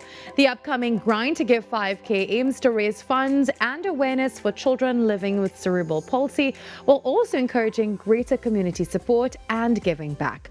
Well, joining me now are Jan Sabga, founder and chairperson of the Aid in Need Foundation, and Isabel Lakis, co-founder of Let's Give Back. Good morning, ladies. Good morning. Thank you for being here with us.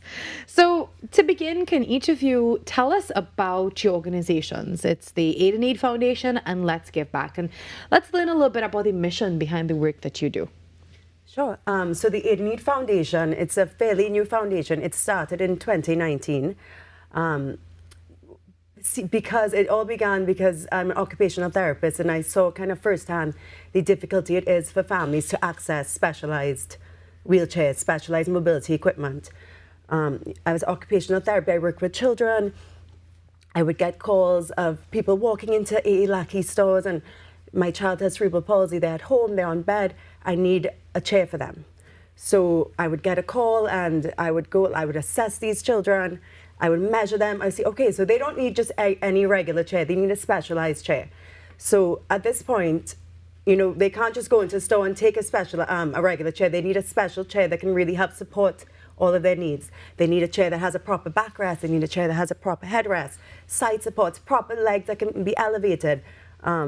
And then when I saw all of these needs, I realized there's a gap here. This is really hard to be able to access. And a lot of these families don't know about some of these specialty equipments, they don't know about it, they don't have access to it, and they're also very expensive.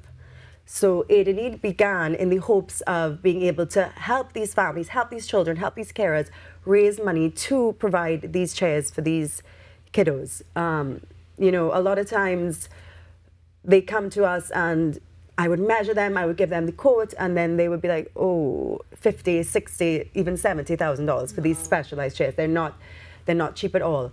And I think seeing this gap and seeing how difficult it is to access these specialty equipments, Aid in Need was formed in the hopes to raise money to help support them. The beauty of Aid in Need is we get so much great support from other NGOs. The Syrian Lebanese Women's Association always loves to help us. Anytime an application comes to their door, they're so willing to help us.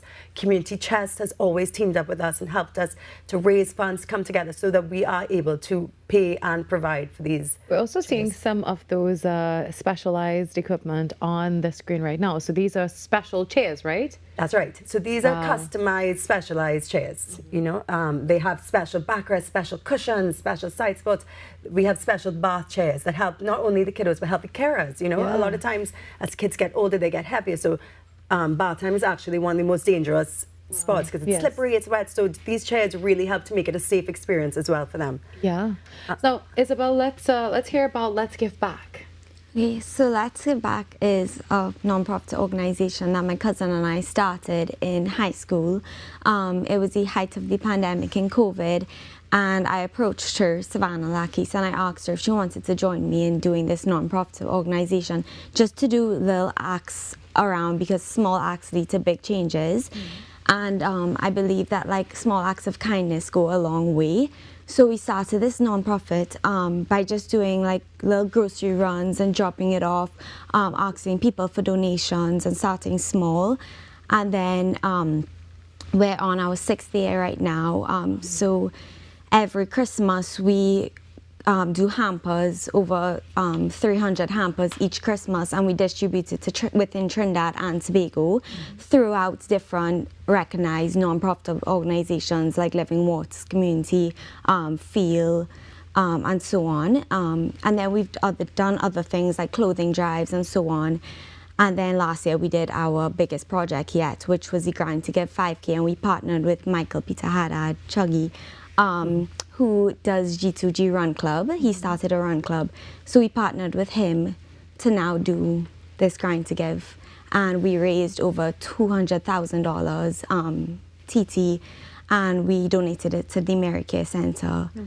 So our whole mission behind Let's Give Back is to find causes that don't get a lot of recognition and they don't get a lot of help, and help those. And as she said, fill in a gap of the people who people don't know that they need help. Yeah, I love that. So let's talk about the collaboration now between Aid in Need and Let's Give Back. How did this come about? And I know that you're partnering for the upcoming 5K, right? So our Grind to Give 5K, the whole purpose behind it is each year we'll highlight a new charity, and it's 100% profit. So whatever money is raised will go straight to that charity, and we start from scratch every year. We don't keep anything and build on from that. So this year we were looking for a charity to highlight, and I approached my cousin to see if she had any recommendations, and she told me about Jan's nonprofit. So we reached out and started as soon as possible. And I think the beauty of the magic piece to this is that when Isabel came to me, she said, their big passion is that equality, that inclusion piece. The part of the run is getting everybody together. And I think by tying in Aid in Need, it really helps with that inclusion piece, because that's a big part of us. Yeah. That awareness, that inclusion, the importance of these specialized equipment that a lot of people don't know about. And I think what really nice part of it that I was so grateful to Isabel and her team is that we're able to do a 1K roll walk as part of the 5K. That's nice. That's really nice. Yeah. And it helps to be inclusive, right? That's right. That big community piece that we strive for and they strive for, and it's kind of bringing it all together as well. Like the whole outlook on this 5K, our theme this year is more like pride of Trinidad and Tobago and equality for all. I did a summer abroad in Africa a few years ago, and it really taught me hands-on that to see the impact and lives being changed.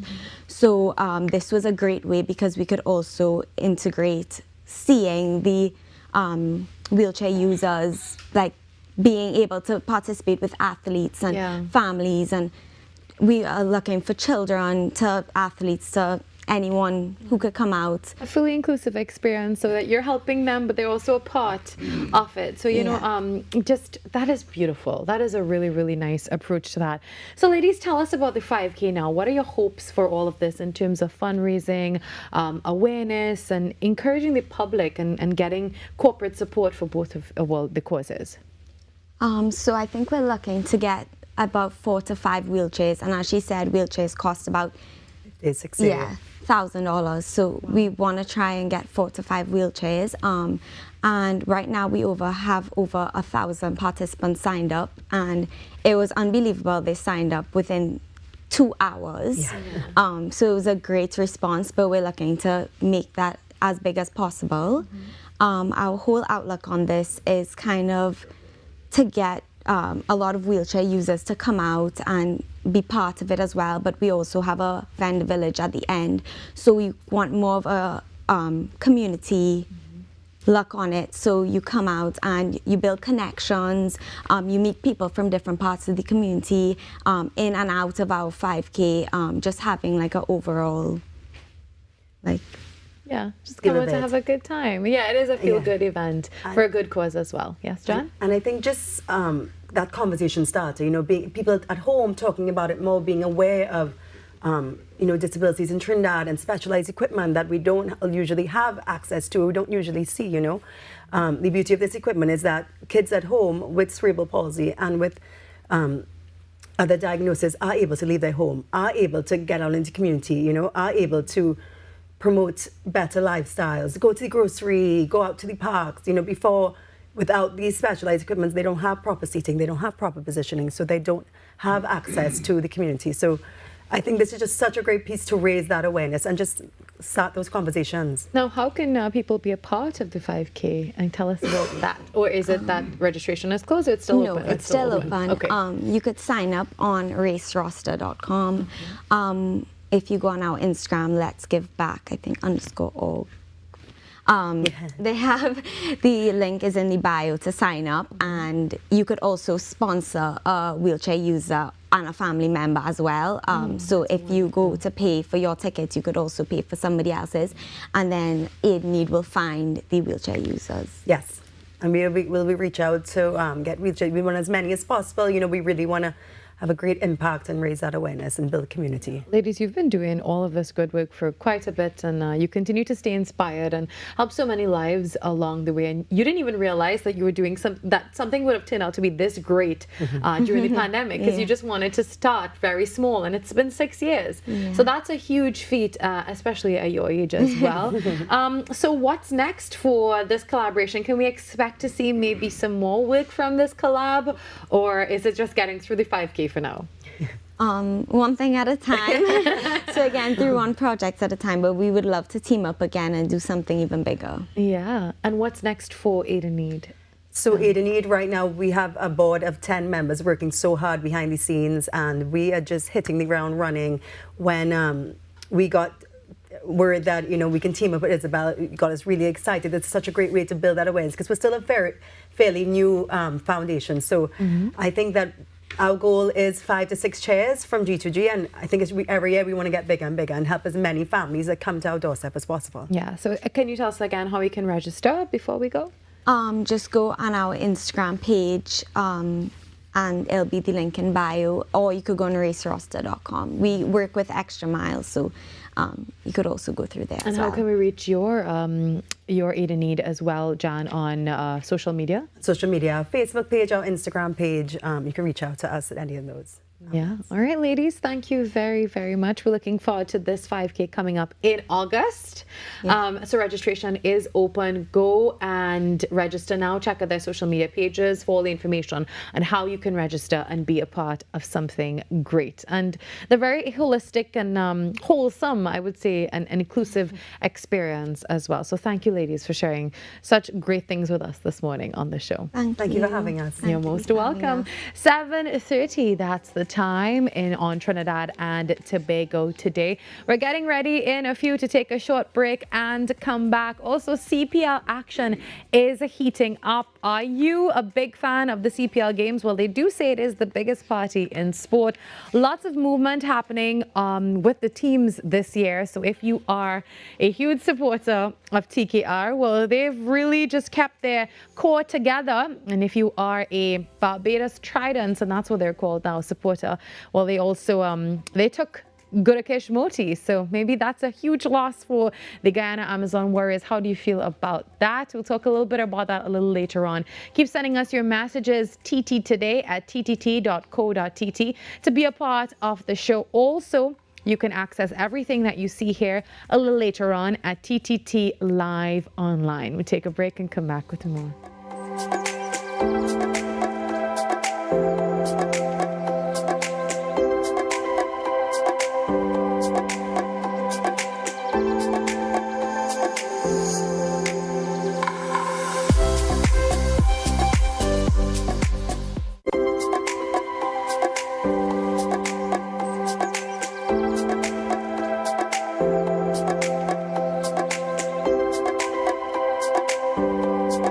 Being connected, it means a lot because, first of all, you can't do this by yourself. When you have your phone, you always have somebody at your side.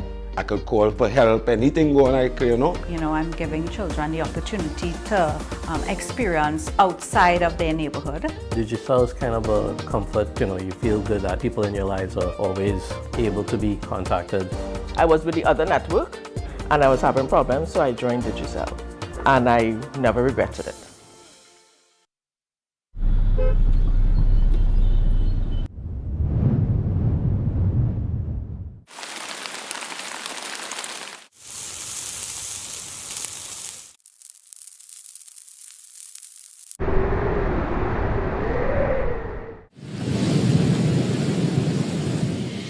Whatever the skies bring, stay prepared with TTT weather. Committed, accurate, relevant. Well, once again, we're at summer's doorstep. The action is picking up with a variety of events that'll thrive alongside all of the popular attractions. Hello everyone, I'm Aidan St. Agath and welcome to Caribbean Passport TV. All eyes will be on Antigua this summer for the 2026 Carnival celebrations, to which everyone is invited to feel the rhythm. With over 2 months of pre-events to warm things up, Antigua and Barbuda is event and activity driven. So if eco-adventure and marine life are among your passions, then Scooter Snorkeling is the tour company for you.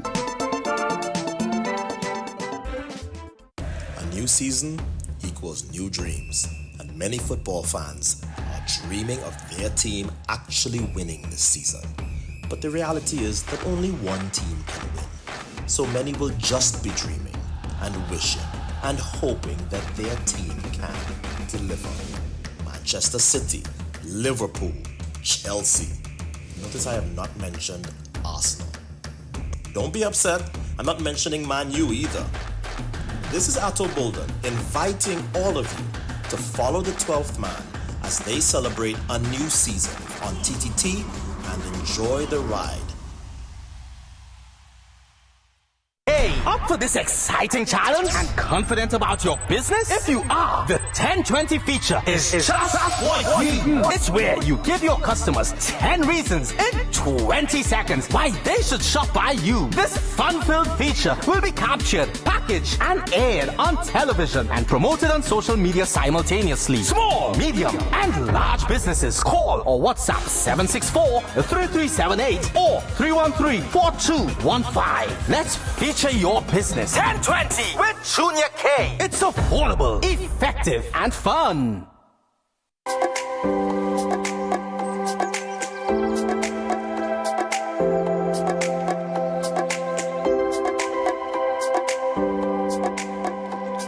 It's a beautiful Tuesday in the Republic of Trinidad and Tobago. But if you're interested in knowing what the weather is going to be like, we have a weather update now for you with Zena James. Zena James here with your weather update. Tuesday will bring hot and mostly sunny skies across both islands as a ridge pattern continues to support generally dry conditions. A slight haze will linger, and although rainfall chances remain low, there is still the possibility for 1 or 2 brief isolated showers, mainly over Trinidad. Temperatures will climb to around 33 degrees in Trinidad and near 32 degrees in Tobago.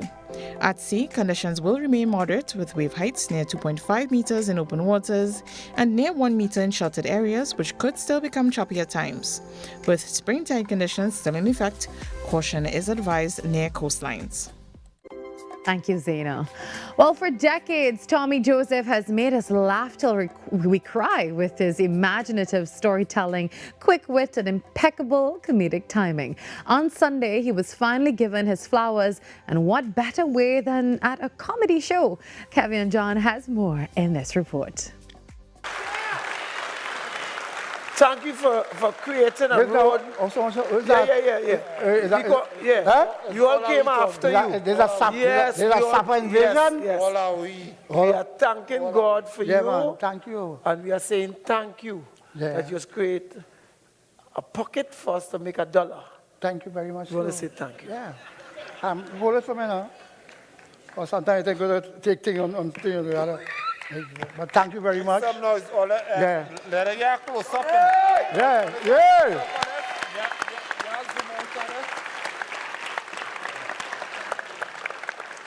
I think I must say, people, I am honored tonight to be honored.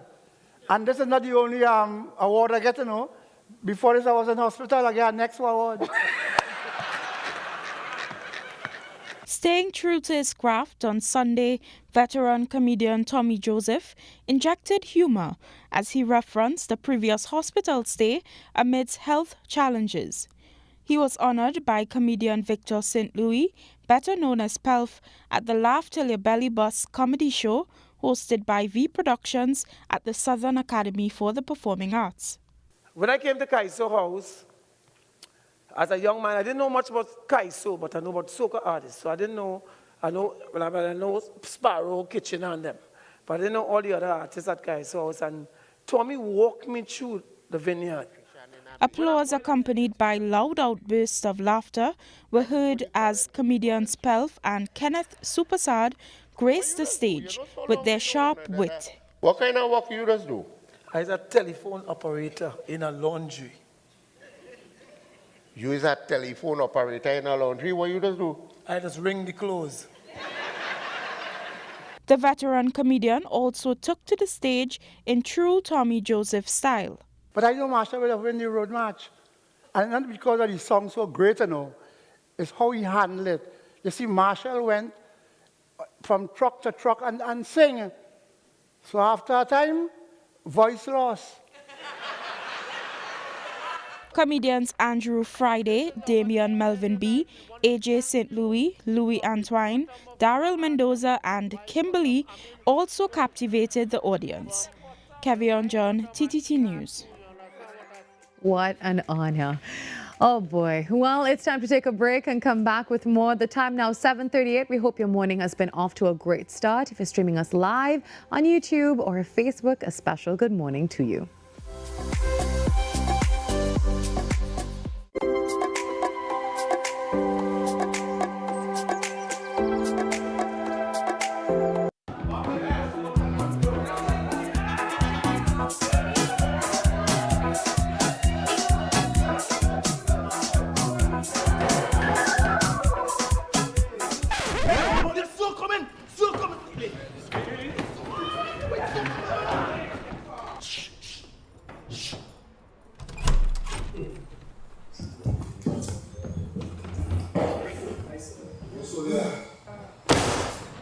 All right, settle on.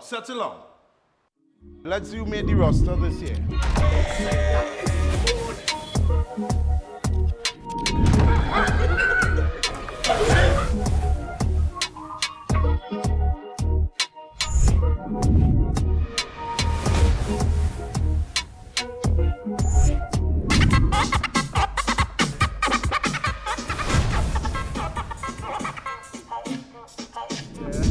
Excuse me, sir.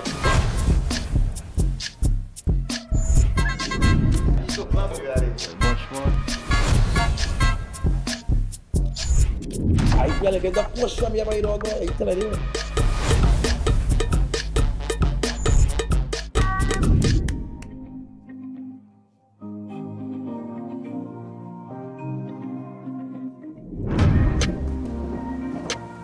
Mr. Hoyt, Yes, Principal. are these the new students? Yes. The best of the best.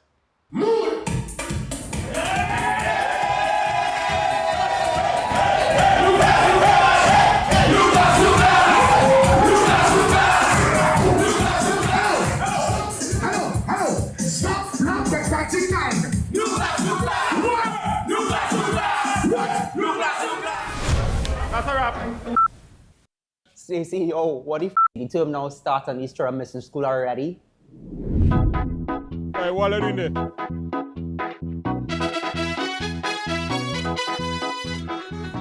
Introducing the new class of Next 99.1 FM. Well, once again, we're at summer's doorstep. The action is picking up with a variety of events that'll thrive alongside all of the popular attractions. Hello everyone, I'm Aiden St. Agath and welcome to Caribbean Passport TV. All eyes will be on Antigua this summer for the 2026 Carnival celebrations, to which everyone is invited to feel the rhythm. With over 2 months of pre-events to warm things up, Antigua and Barbuda is event and activity driven.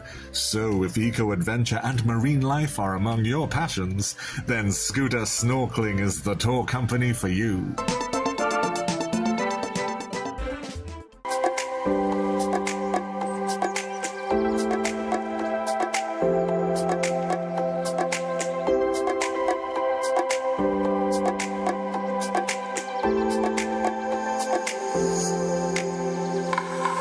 Orlando Carnival weekend is set to get even hotter with Culture Fest 2026, a major Caribbean event bringing together soca vibes, live performances, and pure island energy. This year's event will feature performances by Voice, Vaughan, Freetown Collective, and Star Martin as Caribbean culture takes center stage in Orlando. Well, joining me now is Mr. Sherwin Sargent, founder of Powerhouse Promotions. Good morning. Good morning. How are you? I'm doing great. How's Orlando this morning? It's excellent. It's beautiful. So can't complain. Can't complain at all. Well, Trinidad is also beautiful and sunshiny and excellent. So I have to let you know that. So Sherwin, first off, tell us about Culture Fest 2026 and how the event has really grown over the years. Yeah, so we started this event 6 years ago, pretty much to give a lot of folks in the diaspora some of that local culture that sometimes they can't get back to Trinidad. And we just want to bring Trinidad to them. And it has really grown this year. We're expecting about 2,000 patrons. So we can't wait, to host everybody this weekend. We have Voice, we have Freetown Collective, we have Star Martin, we have Full Blown, we have your very own Fro Hammer, who's also on the card. So we have a vast array of different performers that going to be taking the stage. Yeah. Now, I know you said you really wanted to bring a taste of the Caribbean and Trinidad and Tobago as well. So what was the entire vision behind bringing this type of Caribbean experience to Orlando Carnival weekend, which is such a big deal for Orlando?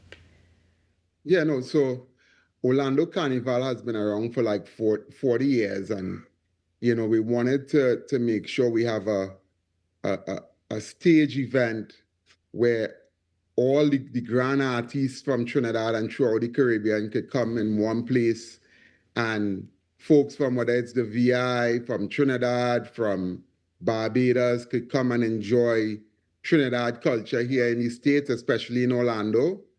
So that was kind of our vision, starting the event. And we also have a nonprofit, which we also give back to local schools in the area.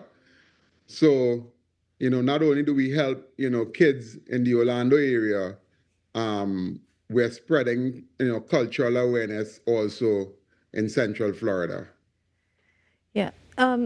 Sherwin, soca music continues to grow internationally. So how have you seen audiences outside of the Caribbean really embrace our culture? Not just soca music, but our food and all of that. What's the appetite for West Indian culture in Orlando right now?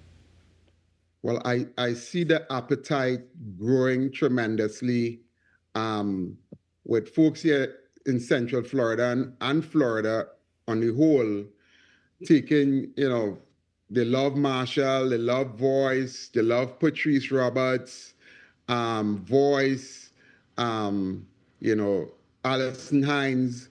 So Caribbean artists on a whole is getting, a lot of awareness from Americans that live here in Orlando. So we have a diverse community that's going to be coming out to this year event. So it's really been picking up. It's going, soca music is going global. And yeah, we can't wait for the weekend. Yeah. Well, before I ask you to tell us more about Culture Fest, Sherwin, I have to ask you, are there any challenges that come with promoting large Caribbean events in the United States? Yeah, there are some challenges, this year, we have, the economy, gas prices, have doubled. So we try to keep our ticket prices affordable. There's massive layoffs. Just recently, Spirit Airlines lay off thousands of employees. So there are some challenges here in Central Florida. But we try to overcome that and give people a place where they can come and relax and have a good time and let off some of the steam. But other than that, people just want to come and immerse themselves and get a taste of Trinidad and the Caribbean as a whole. But yeah, it's going to be great. Yeah. All right, Sherwin, well, tell us before we go now about Culture Fest 2026 for those of us who are probably going to be flying out of Trinidad to attend or thinking about it, or those of us in, other countries. Tell us, how can we attend and what's in store for everyone? Yeah, so, our event is going to be at Majestic. It's a huge entertainment center here in Orlando, Florida. We have Voice, Freetown Collective, Full Blown, Star Martin from the VI. You can get your tickets online at Porsche VIP. General is $65. VIP, it's only $90. So yeah, we're quite excited to see the thousands of people come out and have a good time. All right. Thank you very much, Mr. Sargent, for spending some time with us this morning.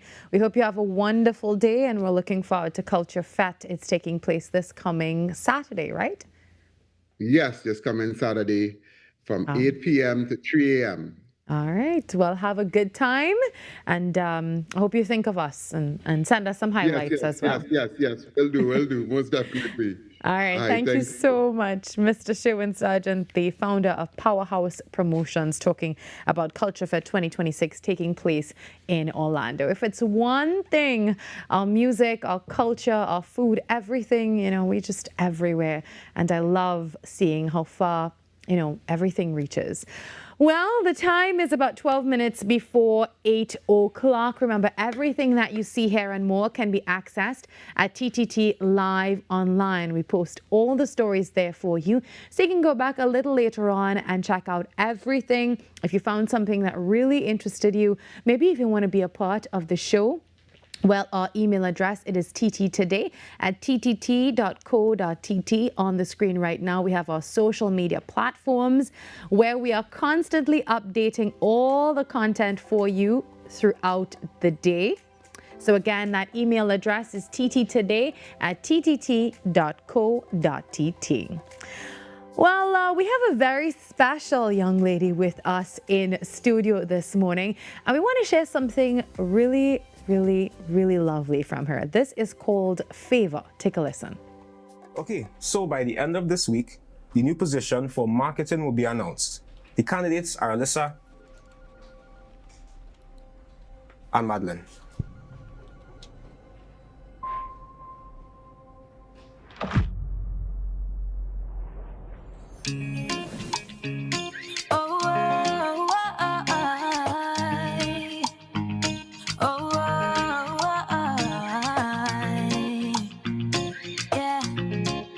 What the enemy meant for evil, yeah, God flipped it in my favor.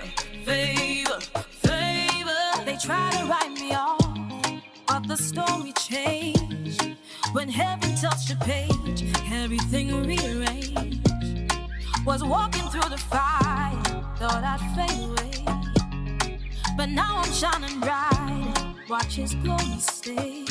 What they planned to hold me down became the reason I stand tall. The pit they dig turned blessing ground. God of wonders did it. From inspiring messages of faith and perseverance to award-winning performances on international stages, young Trinidad and Tobago gospel artist Alyssa Joseph continues to make her mark through music with purpose. Now part of the Island Tribe Collective and expanding onto the global stage, Alyssa is using her latest single, Favor, to encourage people to trust God and even during difficult seasons. The uplifting track speaks about overcoming setbacks, walking in divine favor, and refusing to let any negativity define your future. Well, joining me this morning is award-winning gospel entertainer Alyssa Joseph. Good morning, Alyssa. Good morning. Well, first of all, let me say congratulations. I know you won big at the Caribbean Gospel Music Marlin Awards. That was just last year. Yes, it was. Yeah. Thanks so how was much. that experience for you? That was amazing. You know, going to the Bahamas for the first time last year. It was amazing. We didn't get to try out the beaches, but we went back this year, January. So we got to try the beach. But going to the awards, it was amazing. I performed, all that kind of stuff. Yeah. Now, Alyssa is not just a performer or an artist. She's also a radio presenter. Yes. Yeah. So she's on radio, and you're always learning and trying to do everything that you've set your heart out to. So actually, I just found out that I was one of her lecturers. You were. Yeah, during her broadcasting time. What year was that? That was that earlier this year? No, maybe last year. Yeah, maybe last year. That was last year. Yeah, well, time really flies, but I'm so proud of you, Alyssa. Thank you. I learned so much. And again, congratulations on not just the award, but the release of Favor that we just saw a little while ago. So tell us what inspired that song. Yes, so Favor is it's an uplifting song. It's about faith. It's about trust. It's about gratitude, and you know, it's about real life. The song is about me, but I want the song to be for everyone as well, because we've all been through someone trying to look down on us, speak down on us, look at us, you know, and the song says that every attempt will be flipped in your favor. In school, work, your ministry, wherever you go, whatever walk in life, there will be people that they will just not like you for you being you. Yeah. You're doing better than them, and they will hate you for that. And they will try their best to destroy you. But the song says that everything will be flipped in your favor. So that's what inspired it, real life situations. Yeah, that's really profound, Alyssa. Now, how old are you, if you don't mind me asking? I'm 19. Wow, and you have such a deep message in this song. Yes. That is definitely something. Now, you've been singing positive and faith-based music from a very young age. When did you start, and how has your journey evolved over the years? So I started, I think, at the age of 3. My mom and my dad, they are my biggest supporters. That's your mom? Yes, that's Good my morning, mom right Mommy. there. Mama Ja, she's always with me. My dad is working hard behind the scenes, so mom is like the face. Speak to her, book me. My dad is like the music business behind the scenes. Ah, I see. So it's a good family team. business. Family business, yeah. So And again, you've been doing it for a long time, yeah, right? since I was 3, I started. And I went to vocal training, I think, at 5. I was too young to start. And my mom was like, sing that song for him, the vocal coach. And I was like, 5-year-old me, yeah. And I sang for him. What song did you sing for him? I think I sang, I can't remember. It was a song about money. Like 5 cents, something like that. No, it's Yes, Jesus Loves Me. I don't know where I got that from. But Yes, Jesus Loves Me. And he was like, yeah. I want you in my school, and it just went on from there. I learned so much. Yeah. So it just started at 5. I released my first song at 9, and then I wrote my first song at 11. Yeah. And now I have 23. Yeah. All right. So now you are part of the Island Tribe Collective. So what does that mean for your career? It's great. You know, we are a group of Caribbean worship leaders coming together from all over the islands, and it means a lot to me. It's about unity. You don't see that much unity in music ministry. All over the Caribbean, we're coming together, Trinidad, Bahamas, St. Lucia, Jamaica, all in one spot worshiping, so it means a lot to me. Yeah. So what's next for Alyssa Joseph?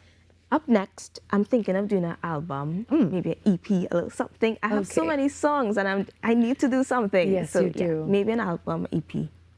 Alyssa, well, thank you for sharing your beautiful voice and your talent with us this morning. You're welcome. As we get ready to wrap things up for today, we want to leave you with a bit of Alyssa Joseph's Favor to inspire you throughout the day. The message in this song is simply, God will flip things in your favor. Let's take that away this morning. We'll see you tomorrow where we do this all over again from 6 to 8 on Trinidad and Tobago Today. Thank you for joining us. Alyssa Joseph with Favor. Bye-bye.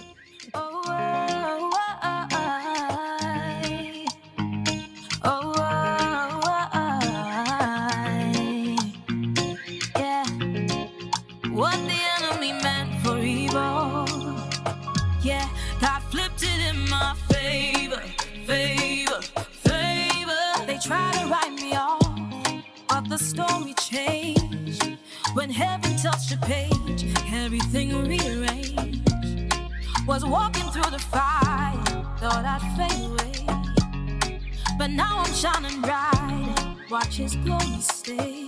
What they planned to hold me down became the reason I stand tall. The pit they dig turned blessing ground. God of wonders did it all. Flipped it in my favor. Tried to block me, but got greater, greater, greater. What they meant to stop me.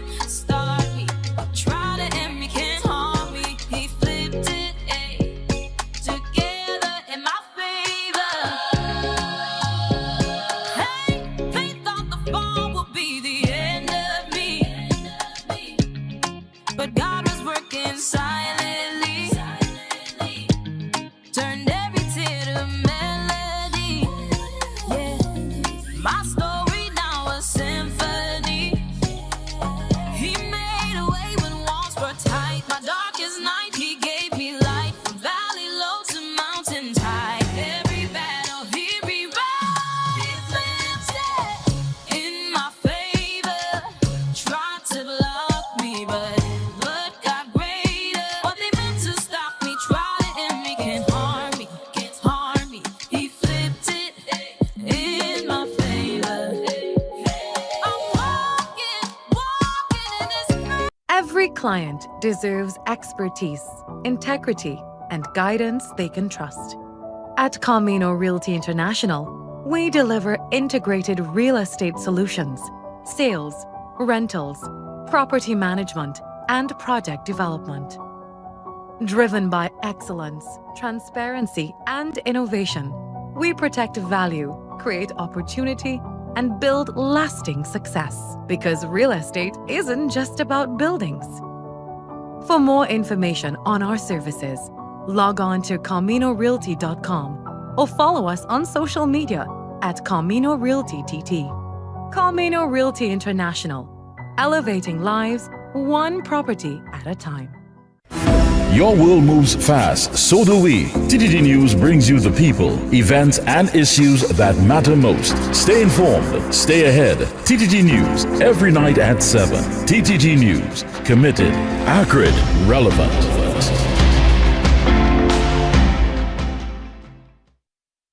सबको मालूम है जहांगीर की रखेल है हमारी बाप की उम्र का होगा कम से कम अरे बाप है वो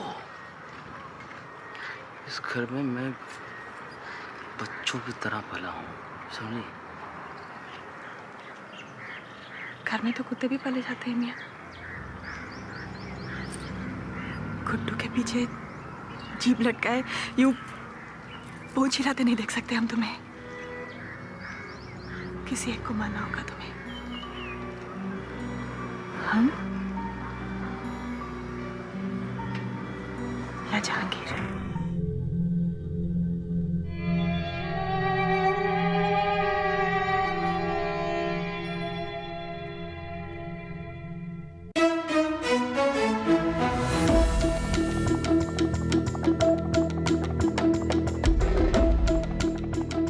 Good morning. This is your TDT News Update. I'm Carrie Roberts. Making the news at this time.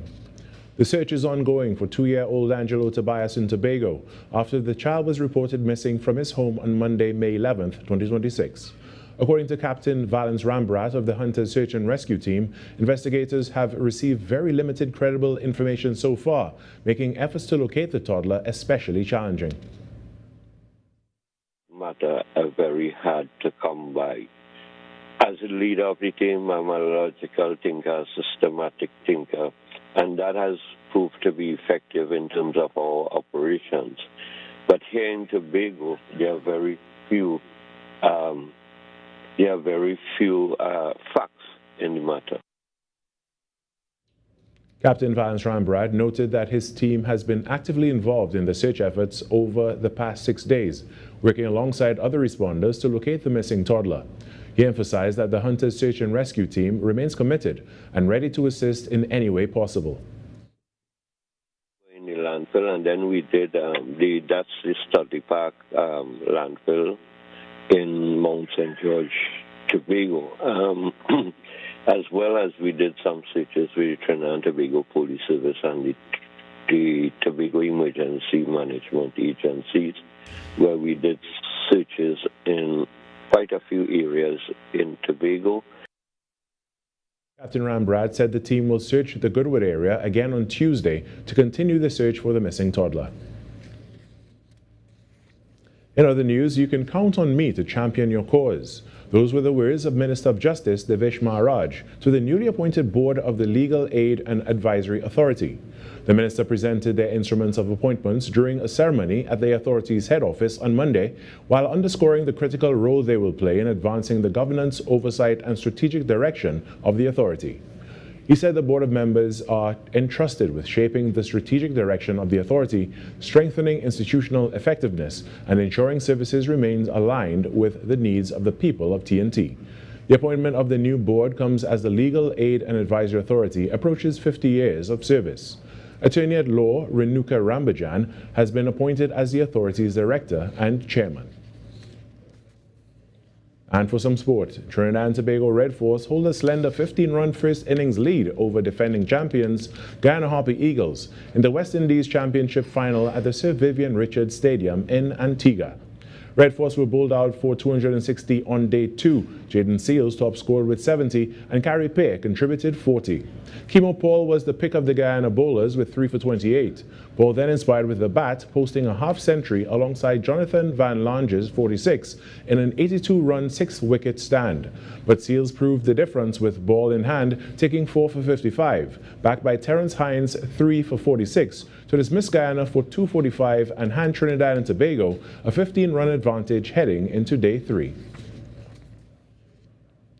And in some more sport, heightened scrutiny of the United States as a World Cup co-host and of FIFA as tournament organizer has diverted attention from rising security concerns in Mexico, where the 2026 tournament will kick off next month.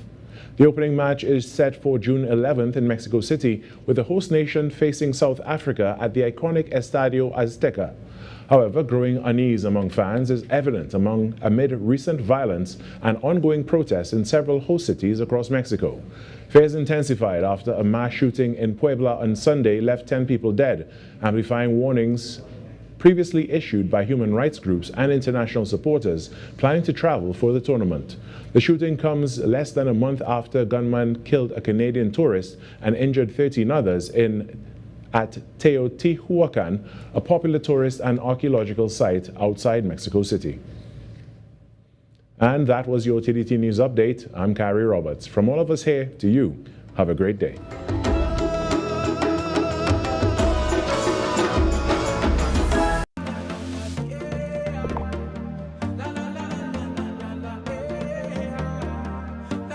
This is TTT. Live for local.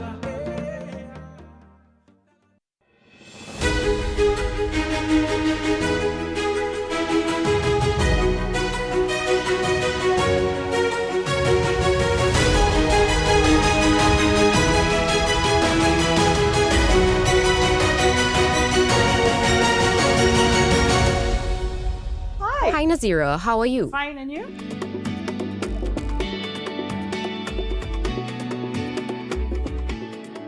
I'm good. What's the first word that comes to mind when you hear sports? Cricket. Welcome to my grandmother's home, where I grew up, right in El Socorro in San Juan. All right, it's time for some rapid fire questions. Are you ready? Tell me. Biggest sports memory growing up? Brian Lara, 375, watching it on TV. Favorite childhood snack? Oh my God, probably Chenet. What's your earliest memory of watching cricket here with your grandmother? Again, Brian Lara, 375, watching it on, I believe it was TTT, because we didn't have cable in those days. And I was just about maybe 9 years old, less than 9. And yeah, that's the first thing that I can recall watching, sport with my grandmother here in the living room. Who was the first athlete you ever admired growing up? Brian Lara. Cricket, of course. When did you first realize that sports reporting could actually be your career? Well, I think if you ask my teachers in school, both primary and secondary, I love to talk. And I love sport. And then it clicked in my mind, I'm like, well, reporting is talking about sports. Tell me about some of your most prized sporting memorabilia. Well, 2020, I went with the West Indies women to Australia for the World Cup. And while there, they had a bushfire game because there were a lot of bushfires running through Australia. They wanted to raise funds to help people who lost homes and stuff. And Courtney Walsh, West Indies legend, cricket legend in general, was a part of our coaching staff, and he was participating in that charity match. And I asked him, I said, Court, can you hook me up with some signatures? And hook me up, he did. So this is a Cricket Australia t-shirt that I have. It's probably one of my prized possessions. I have the likes of Ricky Ponting, Adam Gilchrist from Australia. I have Yuvraj Singh from India, Courtney Walsh, and the most famous of all, Brian Lara. All right, tell us about the biggest memorabilia that you have. Well, I've been offered hundreds of thousands of dollars for this artifact already. But during my tenure at Cricket West Indies,